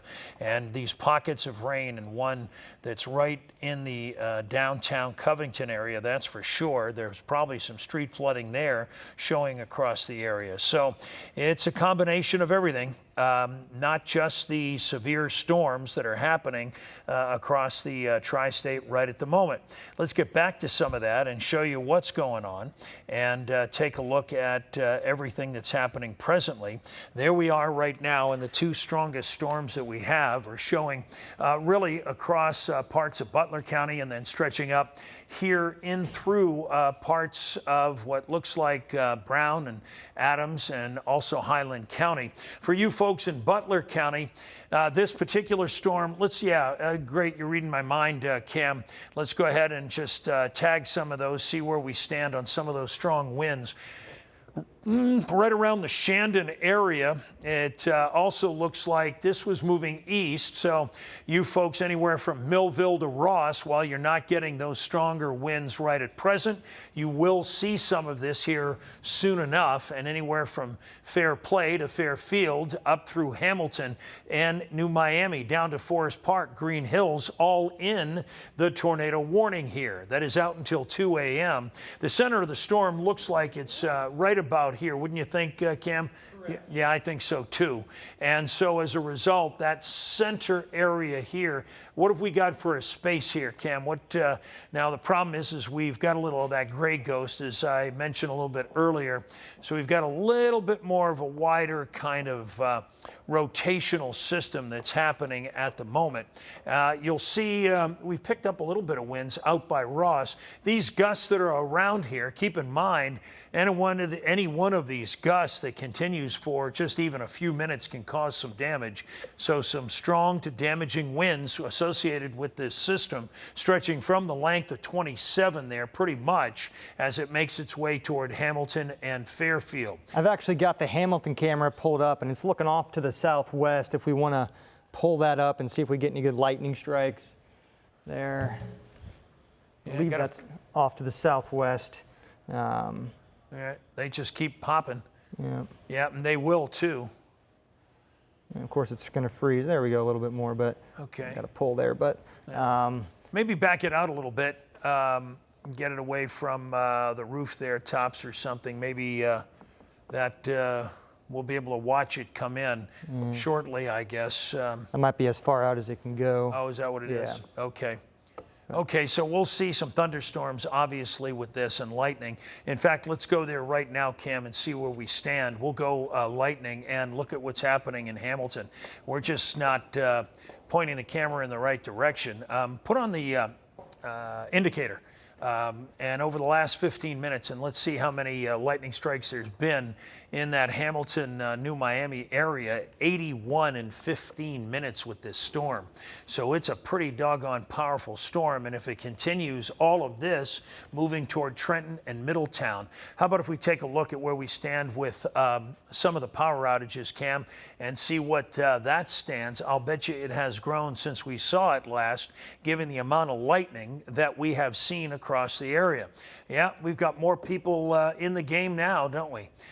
So let's go ahead and tag those, do a little query, see what's up.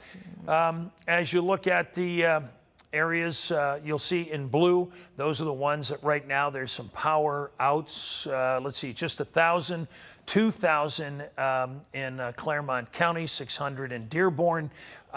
Let's see, Kenton at 2,000, 4 there, so it's at 5, 7, 9. How about, didn't get Pendleton in there, but we did. So we've got almost 10,000 people. Yeah, just we'll take a shot of that just to add it up. We're at 9,600, 9,700, so yeah, pretty close. So we've about almost 10,000 people without power. So, okay, two major areas that we're following here at 1:38 in the morning. We've had a number of tornado warnings across the area. A watch went out earlier. It exists until 5 a.m. We're watching this rotational storm that's to the southeast of Mount Orab. You folks in Maurystown down to Winchester and anybody in between. You'll see also up by New Market, and this is not a good sign. We've talked about this tonight on a number of occasions, but we are now seeing kind of a strong shear in an S formation, showing that that rotation is really happening across that storm now. So it looks and appears that maybe some of that storm has definitely grown in strength. So if you're within that warning area, make sure you're in your tornado safe location. Now, as we head back up to Butler County, you'll see while we have some shear in these storms, it's not as strong. strong. That's not to say it couldn't cause some damage, because the individual winds that are there can very well just be able to cause damage in your backyard or elsewhere by taking down a small tree, some branches, maybe something along those lines. The warning is out until 2 o'clock, so we still have about 20 minutes left for there too. They are both out until 2. How about let's see what may be coming next, Cam, and go back and take a look. Yeah, there's a severe thunderstorm warning now out by Columbus. You folks in southeast Indiana, there are pockets of very heavy rain by Versailles, over Franklin County and up through Liberty and over by Connorsville. But the severe storm is here, stretching right at about 65 or so. And if it continues to move, that means once again, you folks in Ripley County may see a severe storm. But we'll see what happens. As we noted earlier, that storm faded out before staying severe, moving into your area, whether it's Holton or down into the central part of the county by Versailles. I think a big issue with them is obviously the storm threat, but man, that's just so much more rain that's going to go right over top of Ripley County and also into Dearborn County if that stays on that path. And I mean, with already being under a flash flood warning, I mean, or a flood warning, I should say, not flash flood, but it could get to that point then where you do get to a flash flood warning, as those water levels are going to climb very quickly as these systems are just kind of training back onto one another, and they're getting a lot of rain in a short amount of time. As I kind of give a brief on the reflectivity, Cam, maybe you can dive in and just take the tornado watch off, and that'll give us a little bit more of a helper. As we look at things, you'll see the polygons that are shaping up in many locations. We have, of course, real issues with rain across the area. We have a flood watch out that was issued quite some time ago, and it's out until 10 a.m. for tomorrow. But now we're seeing these other more localized issues happen. We heard from Jennifer earlier about some of that flooding that was happening as well, and that continues. So let's determine exactly, these are flood warnings, Cam? Yeah, they are flash flood warnings. Yeah, they are. I thought so. I thought they were flash flood warnings. So this one in Ripley stretching over to Dearborn County, that means there are areas of those counties that are under some water here. And it's not going to be surprising in these areas because, well, there you go with some of the rainfall. How much? Just in the last 3 hours, we're talking about 2 and 3 inches of rain across this entire area. Now you see why the Weather Service issued here. And you'll see it stretching up, of course, by Franklin County. 2-3 inches of rain just over the last 3 hours. So think about that for a minute. If we get 3 inches of rain over 24 hours, you go, boy, we got a pretty good rain. So yeah, you get the idea. And then of course, it continues across this area as well. You got something, Jen? I do. I actually, if you guys back in production can pull up links too, I do want to show you. So this is obviously from the Florence system that passed through. Steve, it's behind you there. Oh, so this is right off of Dream Street. There's a lot of businesses right in that area, but Chris Hutchinson is in the area. There's like an old mattress place. It's no longer in business, but this is the roof of that business. And I was actually just due west of this. So I drove up Mall Road on my way home and was looking at, I actually ran into a tree down and some amazing firefighters out there actually assessing that. So where you're talking about, this was right over there near Mall Road and then kind of near the Costco. And there was absolutely very defined rotation right there at Mall Road. But Dream Street is on the other side of the interstate. And that's where we're hearing of all that damage. So we're talking about right here in this area, a hotel in the area also damaged. Our photographer, Adam Schrand, is on the scene right now talking to folks that said it just sounded like that freight train rolling through there. So the National Weather Service via the CVG radar actually did confirm that that tornado was indicated on radar, and now we're hearing reports of damage. I mean, I saw it on Mall Road right in front of the Once Upon a Child. That went over the Costco area, and then we have the confirmed damage at Mall Road. Well, there's no question about that. That sinks very well. Jen, some other observations as you get in here fresh in your eyes. What are you seeing? You know, we were down in Florence listening to the sirens go off, and there was like no wind at all besides what was probably associated with the tornadoes. Yes, we had the torrential downpours, but coming through Florence, I will say this, it was eerie not a single light on, especially kind of north there of 42, continuing north on Mall Road. Street lights were flashing in some locations, but not all. We had heard some reports via scanners and some stuff on Facebook that the mall had been hit. I actually drove the full circle around the mall. I saw nothing, but granted, it's dark. Like, you really can't, the eye can't see everything, but lots of standing water. There were so many places that I hydroplaned, not only near the mall, but then going north on 71, 75 northbound. A lot of cars driving with their hazard lights on. And then I, of course, hit those big puddles coming across the Brent Spence Bridge. Like, I wish I'd had a camera rolling. The wave of water that hit my car was unreal. Wow.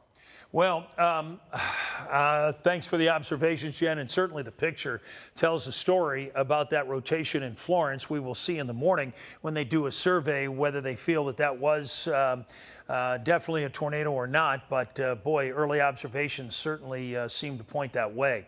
Now, you'll notice that there is some pretty severe, Cam's pointing this out, some pretty severe notching that's going on with some of the wind flow here. Now, we're not seeing these winds that are moving away from the radar, but there's a lot of gray ghost, meaning we're not getting data in that region. But nonetheless, you folks in and around, pull it real tight, Cam, by what would be, what is that, county highway, is that what it is? And then you can probably read it better. Does that say what, Cam, in and around? Tri-County Highway, right up there, all the way down into Highway 171, 159. Okay. 5 points to Macon, to Fincastle, to Emerald. You guys right on track for this. Yeah, right in the throes of it right now. In fact, you'll see the update from the radar. And so as a result, you folks all in that area that we've just mentioned, and including Emerald and Winchester, get into your tornado safe locations. I'm curious, these winds outside of the core itself, Cam, how much, what are we seeing there? There you go. I thought so. So we're looking at some wind gusts that are even at 70 miles an hour. Sometimes we are focusing on the core of this because that's going to be where generally a lot of the damage can happen. But regardless, this is why this whole polygon is issued. So you folks in Winchester get into your tornado safe location. Look what Cam's kind of capping off here in some of the storm winds. You're talking about all these kind of real white shades here are likely all to be 70 miles an hour or plus. So you've got some very strong winds in your area. So everybody there needs to be still in their tornado safe location. This storm continues to move off. Do we have any skits for down there, Cam, to get a movement? There we go. Get a kind of general sense. I guess. Look at this. The storm's moving at over 70 miles an hour. How are we doing down here by this part of the storm? And it's moving at 50. So, yeah, the storm is really ripping. It's going to be into Adams County, guys. This storm's going to be there shortly. I say that to you. Let me step out of the way there so you can see this. It's going to be that part of the storm with some of those really high winds will be in Peebles at about 2 o'clock or so. Any thoughts, Jen, as to what you're seeing as you continue to look at what you have? Yeah, so I pulled up links to, if you guys back in the back want to grab that as well. There was an update that was just issued about the Hamilton tornado warning that is still in effect this morning. That's there for Butler County until 2 a.m. So at this point, the National Weather Service is saying it's still like a radar indicated possible tornado out there right now. That would be near kind of Fairfield.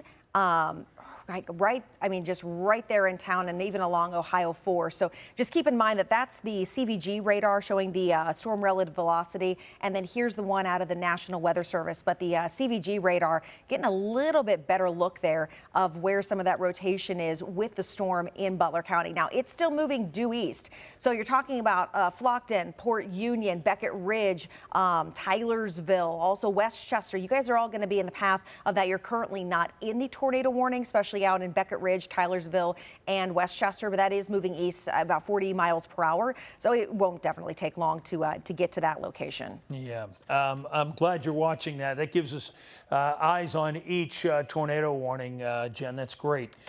Let's do a little reset here, Cam. It's about that time as we approach just about 2 o'clock. Oh, I got you. Okay, you're doing a little ETA there. Yeah, just it took me a second to get the miles per hour put in, but yeah, that's near Fairfield right now. So Port Union and the edge of the warning, 154. Beckett Ridge, if it holds together, at 157. Tylersville, about the same amount of time, and then West Union would be right around 2 a.m. Because again, it's moving about 40 miles per hour, but that rotation, I mean, it's been on radar. If I take it back, let me zoom out here a little bit, clear this up a little bit. That rotation, it's definitely got tighter there near Fairfield, so it's definitely kind of come into form a little bit more as it actually rolled there into Fairfield, going north on kind of near Hamilton Avenue and also Ohio 4, State Route 4. Okay, good deal. Let's do a little reset, Cam, as we're talking about what's happening across the tri-state. I'd like to see what's out west and where we stand. We've been talking about these storms, and not to say they're done yet. You can see the 2 tornado warnings. That's what Jen was talking about, the one to the north. We've been focusing down here. You'll see the flood warnings that are happening there as well. There's been 2 and 3 inches worth of rain. At present, there is 1 severe thunderstorm warning. Tag that, Cam. Just when's that off there for the warning itself? Oh, it's giving you all the ETA information. Yeah, there it is, 2:15. Okay, so 2:15 for this. So it goes to there, so then it would travel another 15 or 20 minutes to you folks in Ripley County. But overall, we're looking at heavy rain. The bigger issue, it looks like, unless things change and something does flare, the rain is going to be the next wave. The problem with flooding and issues across the tri-state. Currently, you'll notice that we've got Peebles here in the path of this next storm that we've been following in the tornado warning. Coming up in about the next 9 minutes or so, we'll see if the Weather Service wants to determine that that warning continues. Let's take a look at, okay, fine, let's leave it there. And there's some of the ETA. Cam has gotten the latest there. I'll step out so you can see it. Anywhere from Lebanon to South Lebanon to Mainville for the storm. Again, as Jennifer was talking about, that's if it holds together across that area. We'll see. Right now, how's it look on reflectivity, Cam, as we look at it? So the storm is, no question, by Fairfield. There's a little bit of a little hook going on down through that area. And yeah, how about the other storm that's down across here? And we find it, let's take a look at the SRV. Yeah, let's see. So it is by Maureystown. Not a lot of indication. There's certainly rotation in it, and this red spike that you see here confirms it. It means it's a mesocyclone, and you see it up there. Moving off to the east-northeast at 60, Marshall and Bainbridge. So Marshall being, of course, in Highland County if this continues. So let's see what happens here. Right now, not seeing, there's certainly some very strong winds. Whether or not they're rotational is the question mark. I would think if the National Weather Service was concerned that this was still a tornado concern, that they would have already extended this warning, is my thought, since it's already pretty much out of this original polygon and starting to make its presence known. Yeah, it's a great assessment. I think you're right, especially at 8 minutes before it's going to expire. I wonder if they'll move into a severe thunderstorm warning if it continues to move that way. But gosh, yeah, it doesn't look like too strong a storm at this point. There's still some strong shear with it down there, but not really in the core of the storm. Boy, look at the tracker though, huh? Boy, there's been some very strong rotation with these storms, and hence the reason why we've been under this tornado warning for you folks. You can see the red, and there's the legend up there pointing to the strong. And there's a lot of thunderstorms showing up in through Butler and Warren County. A lot of lightning. How about a little update on the lightning, Cam? We were talking about just a few minutes ago, almost 10,000 people are without power. That's going to definitely grow. Here's a good look at Warren County and over by Clinton County. You folks in Clinton County, I don't know that we've mentioned you much, if at all. You've been pretty unscathed overall. Have we had anything up through that way? Nothing yet, no. I mean, they're going to start getting some really heavy rain and a lot of lightning. Let's run that, after you do the little ETA. Yeah, it's heading that way, so you'll see that one way or the other. This is one great way to do it. It's moving off to the east-northeast at 64.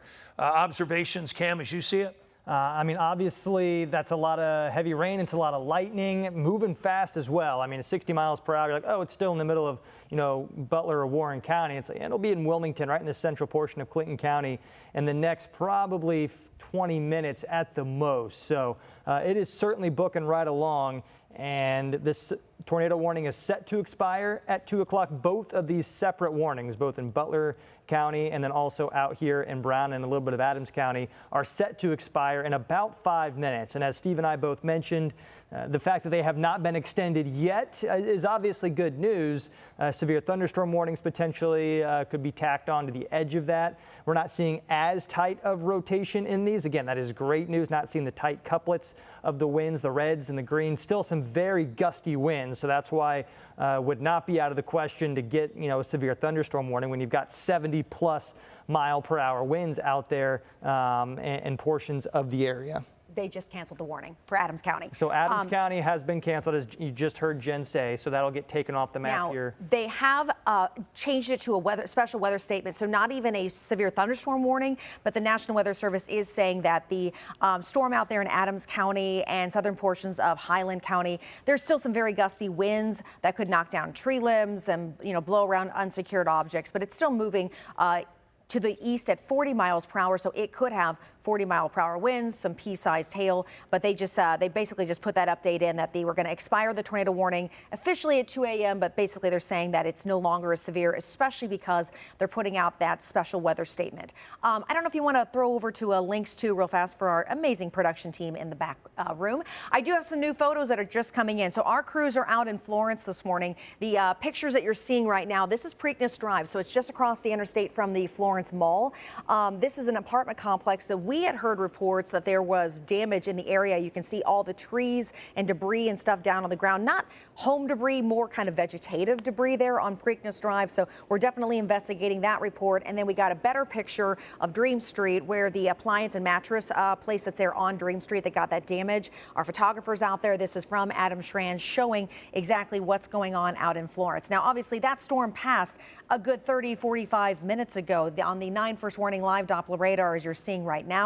That's the current status of where we are. So again, we have the tornado warning that is about and set to expire there in portions of Highland and Adams County. This one right here, that is going to expire here in 4 minutes. National Weather Service basically already saying that that warning is done. And then we had the ongoing warning in the Fairfield area, which it looks like the storm's almost completely out. And in the National Weather Service chat, they just put in there that they are going to let that one also expire, but are watching it very closely. So, I mean, that's good news for both the tornado warnings that are until 2, Steve, here the next 3 minutes or so should come to an end. Yeah, that's some good news indeed, guys. As we've been working together as a team here, we've been able to fixate 3 sets of eyes on all of this, and that's what can help you stay safe as we look at things right now, whether it's a team at the weather desk and myself here.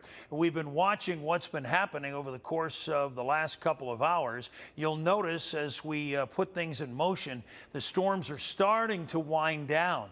There's some really good news showing up in southeast Indiana.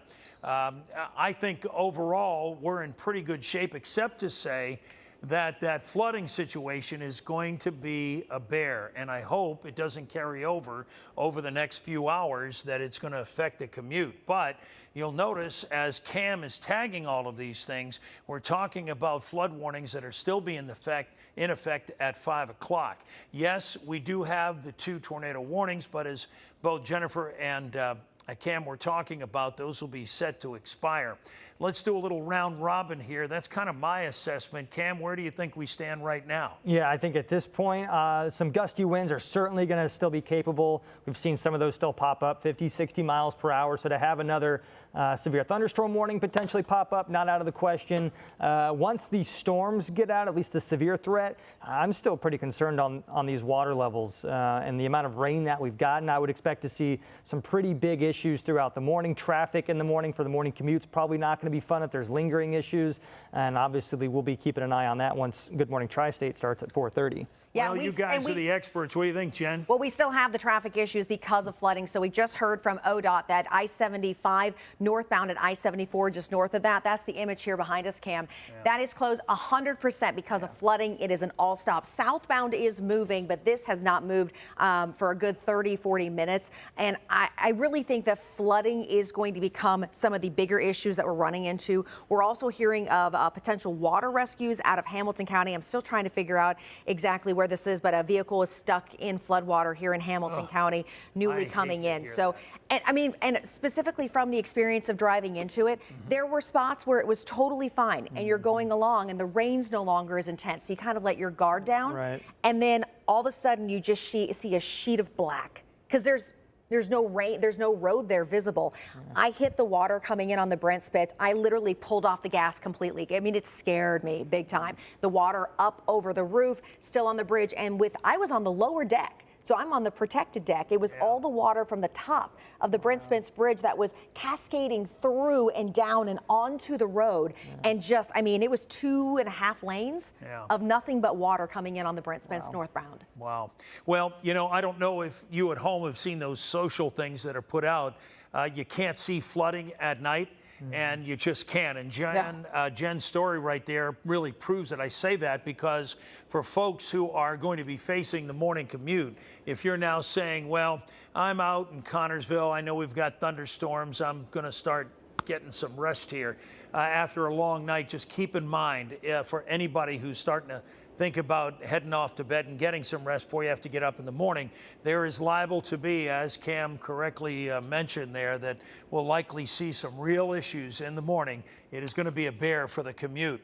So as we continue to watch here, we'll watch these warnings pop off, and we'll continue to see some, look at this big, strong thunderstorm up there in Lebanon in Warren County, huh? Now, we're not seeing winds that are obviously up to 60 miles an hour. Their criteria, wow, look at that just shield of rain. And that is that moving all north, I'm guessing, Cam? That to that east-northeast. Yeah, east-northeast, almost 8 inches an hour. And we've got several pockets of that. We've got pretty much anywhere you see that pink, you're looking at nearly 7.5 to 8 inches of rainfall per hour. Not raining 8 inches, but just shows how heavy that it is. Yeah, it doesn't accumulate to that, obviously, but because it's coming down with so much intensity, that's where we end up. And we talked about this during the evening shows, that we were going to see 1 and 2 inches and probably 3 inches of rain in that short amount of time, and that's what causes these flood warnings. So we continue to see, and here's a nice picture to see.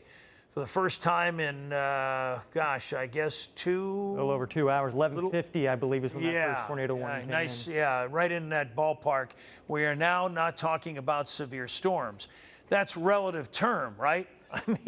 We've got these very heavy rainstorms that are around here that continue to fall. And this one here, especially in Warren County, there's going to be a flood warning with that as it continues. Guys, what are your observations? So I've got a video I'd love to show to those of you at home. So this is on our Lynx 2 camera or on our computer. And this was actually video that I gathered on my way into work this morning. So this was going back to that storm that passed near the Florence Mall, Mall Road, and over to Dream Street. So let's go ahead and take this full and I'll put this movie into action here. So I came across some flashing lights as I was coming north there on the on Mall Road. That's Lynx 1 still. If we can pull up Lynx 2. There we go. Okay. So these were some firefighters that were there on the scene. This is right across from Once Upon a Child. There was a pretty decent sized tree there in the median, and those crews were out there with chainsaws. Like literally this tree must have come down 4 or 5 minutes prior. The Florence Fire Department was there immediately trying to clear this tree down. Now, I took this video 35 minutes ago. I would imagine those guys already have it completely cleaned up. But this was part of the storm that then went near Costco, across the interstate, over to Dream Street. Guys, we got another tornado warning that just popped up into Warren County. Let's go to Lynx 1 if we can. Talking to Scott, let's update here. Okay, so that storm now has started getting some twisting winds. And there it is. Cam's pointing it out right down through this area here. That warning includes South Lebanon, Mainville, Morrow, Butlerville out to Clarksville. And, of course, Lebanon I didn't mention, but that, of course, is part of this warning. How long's the warning out for, Cam? Till 2:30. Till 2:30. Okay, so Let's see what we find down here, Cam. There's no question there's some rotation going on down there. Yeah, kind of near cinder crest. How about the shear? Let's take a look at some of the shears. That's why it's a tornado warning. You'll notice there's this strong shear going on, and we're getting this kind of undulating look to it, which is a telltale sign to some serious rotation in the atmosphere. It's by cinder crest. I didn't know Cindercrest. I hope you folks are in your tornado safe location. Certainly Landon, out by Loveland Park and Foster and Kings Mill. Mason, obviously. You'll see the lightning starting to increase with this storm as it continues to build its potency here. The lightning should increase as it is out in front as it moves. The storm then moving in this fashion. Looks like any skits up there to give us some ETA? I mean, you got one way out in front, but nothing that'll help us with this specific area. All right, 60 miles an hour. Let's do our own then and give some folks an idea what's going on. There's Hopkinsville and Maineville. And as you look at it, we're talking about within the next 5 to 7 minutes. So all of you folks within what we're talking about here in Warren County, stretching out to just about Clinton County or so over the county line.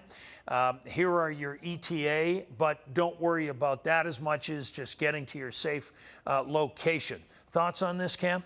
I mean, obviously this is a system it's part of that same system that we were keeping an eye on. And, you know, the National Weather Service said they were going to let it expire, which they did. And then as these storms tend to do, they fire back up and you get that rotation again. And so when we were looking at the winds, I mean, see a little bit there, and then this is why we have several different products that we look at, because then as soon as you went back over to the shear, you can see that bullseye right there where that polygon starts. So places from South Lebanon to Maineville, you guys are right there in that bullseye. If you need to go ahead and get into that safe space almost immediately, from Loveland Park to South Lebanon, even you guys all the way up in South Lebanon aren't completely in the clear of this. In terms of the winds, we're not seeing anything crazy with these in terms of, well, I throw in just the base velocity, and that's going to be, well, that might be an outlier. I don't want to scare people with that one. But still, you're getting some 70 to 80 mile per hour wind gusts there with that system, and a little bit of some mixing as well with that latest update there that just came in. The thing about it is mentioned again for folks who might just be tuning us in. This gray area that you see here, the radar won't give us false data, so it says this gray area, what we call gray ghost, but most likely this is some green that's in there. You'll see some of the polygons making it back to the radar site to analyze that. So that's where that rotation is happening.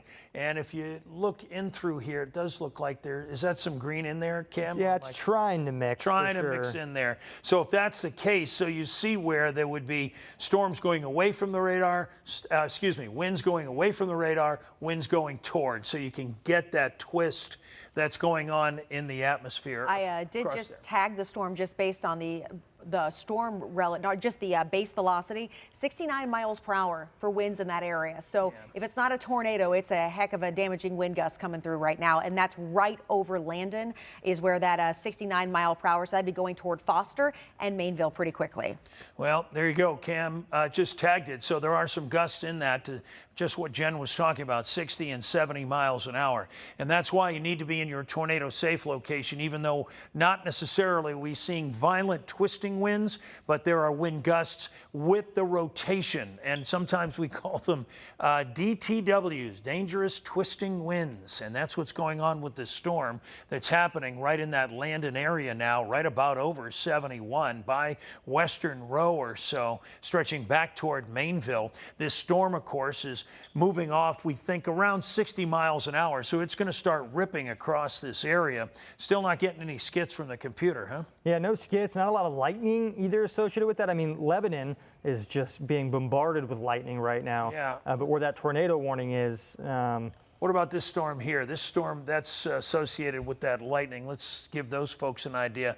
Well, there are some twisting winds with it, and in fact, you'll notice our base tornado index is at 2.5, which is on the low scale, which is great.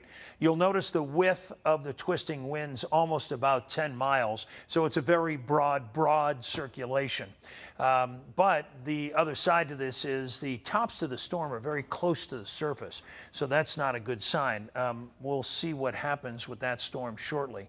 But yeah, from what you're saying, well, not getting much shear up through that area, are we? And the reality is that this storm is approaching the National Weather Service's radar. So we've got a really good kind of vantage point. You know, the farther you get from the radar, the less reliable some of that data can become. So the fact that we're not seeing a tight couplet in that area right now is hopefully a good indication that there's not a tornado and just the higher wind gusts. I think you're right. Do a little 3D action on the map, Cam.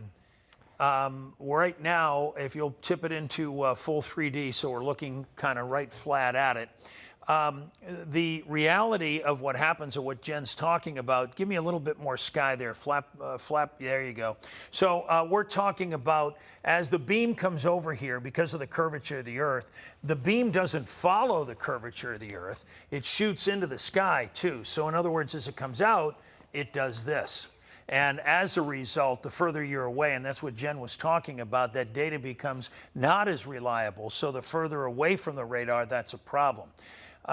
Boy, there's a pretty good broad circulation, though, showing up across that area. So I think we go back to the idea that we do have some green underneath that gray that we're not getting data back for, because it sure does look like that's a pretty good rotation that's happening across there from that storm. Just as a heads up, that we got another severe thunderstorm warning that has been extended right up to Ripley County, which is part of that same system, I believe, that we've been keeping an eye on. Yeah, and look, just pull in on that a little bit. What's going on down there at the end of that? It's rotating. There's definitely. I was looking at the storm relative velocity on that one, and there is some loose rotation out of that one. Boy, look at it here. You can see it starting. You got the Indianapolis radar on now? I do. Well, at least I've got it pulled up on links. Yeah, go back to Indianapolis there, because that's definitely showing it pretty good. Yeah, that's along Indiana 7, so just shy of, just south there of Elizabethtown,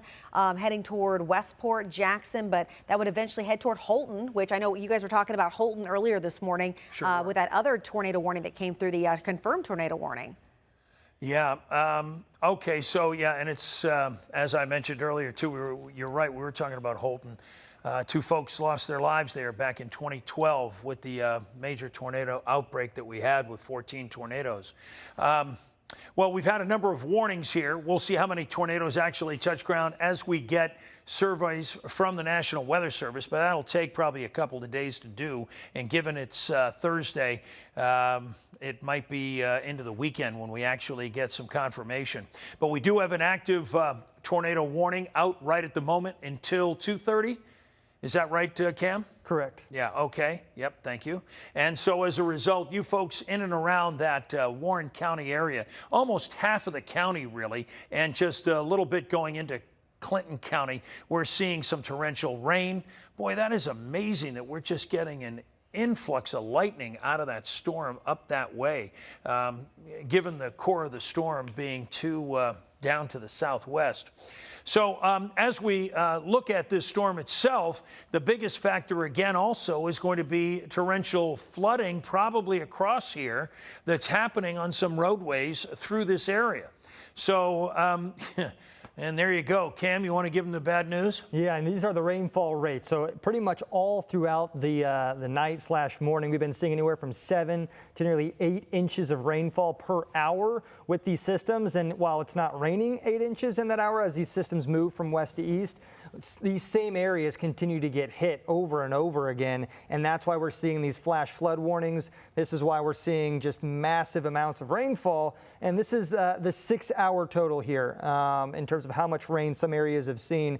And we'll go down to actually the flash flood warning areas, and that whole swath there from Ripley County all the way through Claremont County, you're dealing with 2.5, nearly 3 inches of rain that has fallen, with more rain on the way. I mean, you look where that severe thunderstorm warning is, it's on that same track to hit those exact same areas that have already been dealing with an incredible amount of rainfall. And again, we're not nearly done with this just yet. Jennifer, as you're stepping into the screen. Especially like here in the metro right now, we have so much flash flooding happening. I was just chatting with our morning anchor, Frank Marzullo. He was coming in on Columbia Parkway, hit some high water, busted his tire and the rim on his car. So he is now like waiting for crews to come and pick him up. But that was just one pocket of flooding coming in. I hit hydroplaning and heavy rain there in northern Kentucky, then crossing the Brent Spence. And then if you guys want to pull up the traffic signal there for Lynx 4, I-75 northbound at I-74 is still shut down at this minute. I don't know if you guys have the ability to pull up the traffic system, but I was just watching it and all the semis lined up there. That's not quite the right one. It would be the traffic signal. So this is I-75 at I-74. And I was actually just watching. So the semis have been stuck there for a while because there's flooding just there north of I-74. But there were some cars actually driving in the opposite direction trying to get turned around. Now, obviously not as easy of a task for the semis to do that because they just don't have the turn access there. But there were cars going in the opposite direction instead of going northbound, heading southbound on that side of the interstate. No indications as to when that is going to open, but this one of many scenarios where we are hearing of flooding on the roads, lots of standing water, cars hydroplaning, causing accidents. So this is like the severe thunderstorms and the tornado warnings were obviously story number one, but as Cam was showing us there, all that heavy rain, and we can go back to Lynx 1 if you guys would like here, still showing us that we've got obviously a big rain concern. Now, yeah, Jen, they just issued an aerial flood advisory for this same area. This is an update to not a flash flood warning, but an aerial flood advisory just got issued until 5:15. That is that light green box. Yeah. They've shaven off the back of that polygon for the tornado warning. So now just that smaller portion there of Butler County kind of goes into Clinton County a little bit. So if you're in Clinton County and you got those warnings, it's just on the edge. But still so much lightning there that has moved through Lebanon, now up into Clarksville and to really Harveysburg. impressive lightning field. Yeah, I mean, just in the last 15 minutes in that small area, 200 lightning strikes in the last 15 minutes. Yeah, so as Steve and I have been keeping an eye on things, that's probably the highest amount of totals in such a small area that we have dealt with. Well, I will say, driving in this morning, so I was driving north looking at a lot of these storms, the lightning was not the most impressive thing. Like there was some that you would see in some flashes here and there, and the power was out. So like the lightning was probably the biggest show that was out there. But that probably one of our bigger lightning shows of the morning. So we do have our active tornado warning there in Butler County.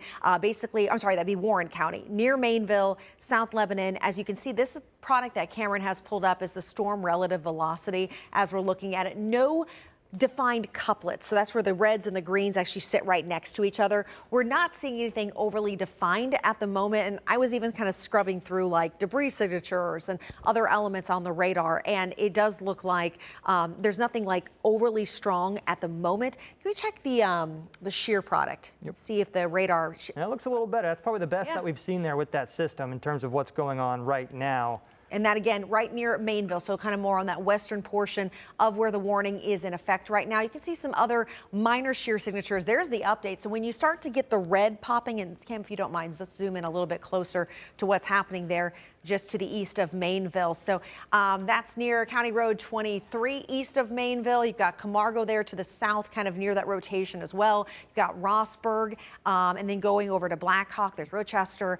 So yeah, I mean, you've definitely got a little bit more rotation happening, and that's why the tornado warning is still allowed to be out there and still in effect at this moment. That one's until 2:30, if I'm not mistaken. Till 2:30, yeah. So about 15 more minutes here. So I'm looking at the National Weather Chat, not seeing, well, literally just now, probably going to drop the Warren County tornado warning here shortly. So that's some good news. That's a good update here as hopefully we're starting to wind down. Chief Meteorologist Steve Raleigh, who worked a long shift, heading out now. Thank you, Steve, for all that as Jen and I continue to take over and watch what is hopefully the end here of some warnings, especially the tornado warnings. But that is the update from the National Weather Service, is that they are expected to drop this warning that is currently over Warren County here shortly. All right. Well, we do. So with the tornado warning hopefully expiring here soon, the story. Oh, there, they just took it off. There we go. We love to see it. Thank you so much, Cam. Thanks for being on top of that. So we have to obviously watch the one cell coming out just west of Holton right now. That will be the next possible severe thunderstorm warning out in Ripley County. You can see kind of the wider view. So big lightning field up just to the east of Lebanon and heading into the Clinton County area up near Wilmington. No warnings associated with it, but definitely a very loud storm as you're being woken up this morning. If you are hearing any sirens left, which we really shouldn't have any going off, but you never know, sometimes they get triggered wrong, there really is no immediate tornado threat right now here across the tri-state. The more realistic threat is we're going to have to watch still this cell coming into Ripley County here over the next 15 minutes as it was showing some minor signs of rotation, but the bigger threat going forward will continue to be flash flooding here across the tri-state. That was one of the big things when we talked about our severe weather risk here for the last 48 hours to 72 hours. We mentioned large hail, damaging winds, isolated tornadoes. I feel like we've seen not so much hail. Have you guys seen really any? We have not seen hardly any hail. So we've seen the wind, we've seen the isolated tornado issues, probably a tornado confirmed there near Florence. I also Cam was talking to a firefighter friend of mine out in Aurora, texted me. He said near US 50, they actually had some damage. You can't even pass on it right now. Yeah. So we're hopefully going to send be a lot of that as we start to get more people out on the roads, and not going to be fun. And that was, though, the same cell that moved through Boone County. So that kind of probably dropped the tornado maybe a couple of times potentially. But the flash flooding now really will become the next big story out of all this. And because it is 2:19 in the morning, you're not seeing it. It's not visible out there. You come up upon it. And especially if you don't have both hands on the wheel, it could take your tires out from underneath you. So definitely be careful.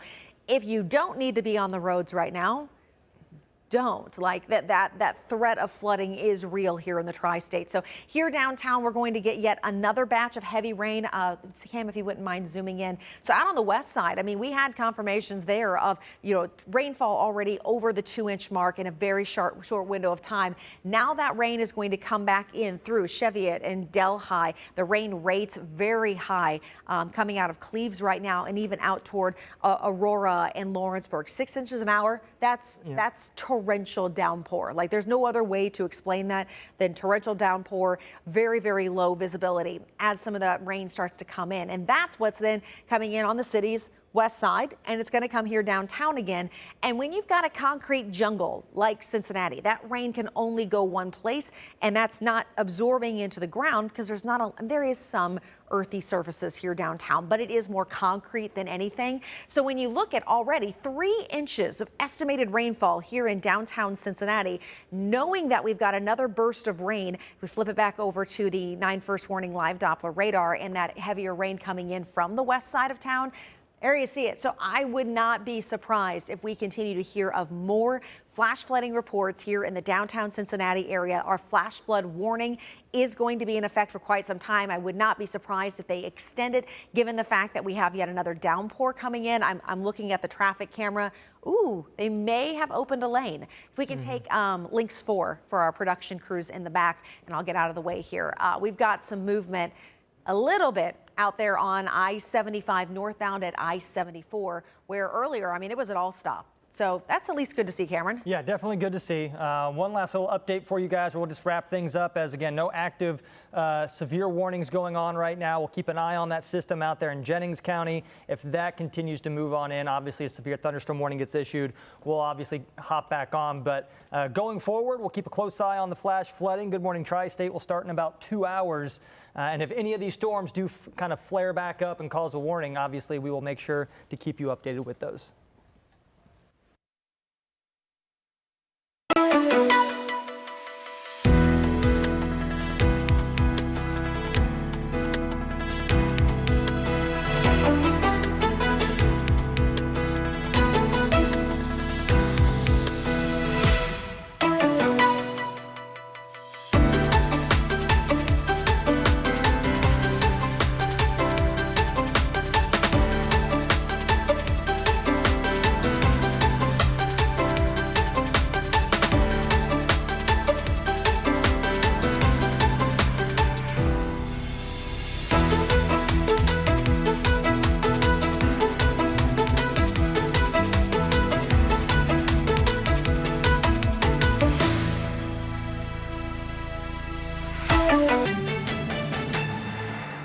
Welcome back to Today As It Happened. Let's check back in on our daily briefing of today's top stories.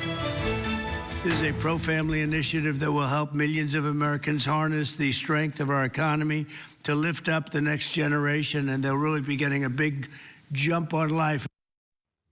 Starting this July, families will now have a new way to save money for their children's future. It's called Trump Accounts, a tax-advantaged IRA that will start with a $1,000 balance. But who is eligible? How do they work? And how can you maximize the financial gain for your child? Well, joining us now is a man with all the answers, founder of Tax Maverick, David Perez. David, thanks for being here with us. Thank you for having me. All right, first of all, who can open these Trump accounts? Well, anybody with a child under the age of 18 can open these accounts technically. Now, those who are going to get the seed of $1,000 are children who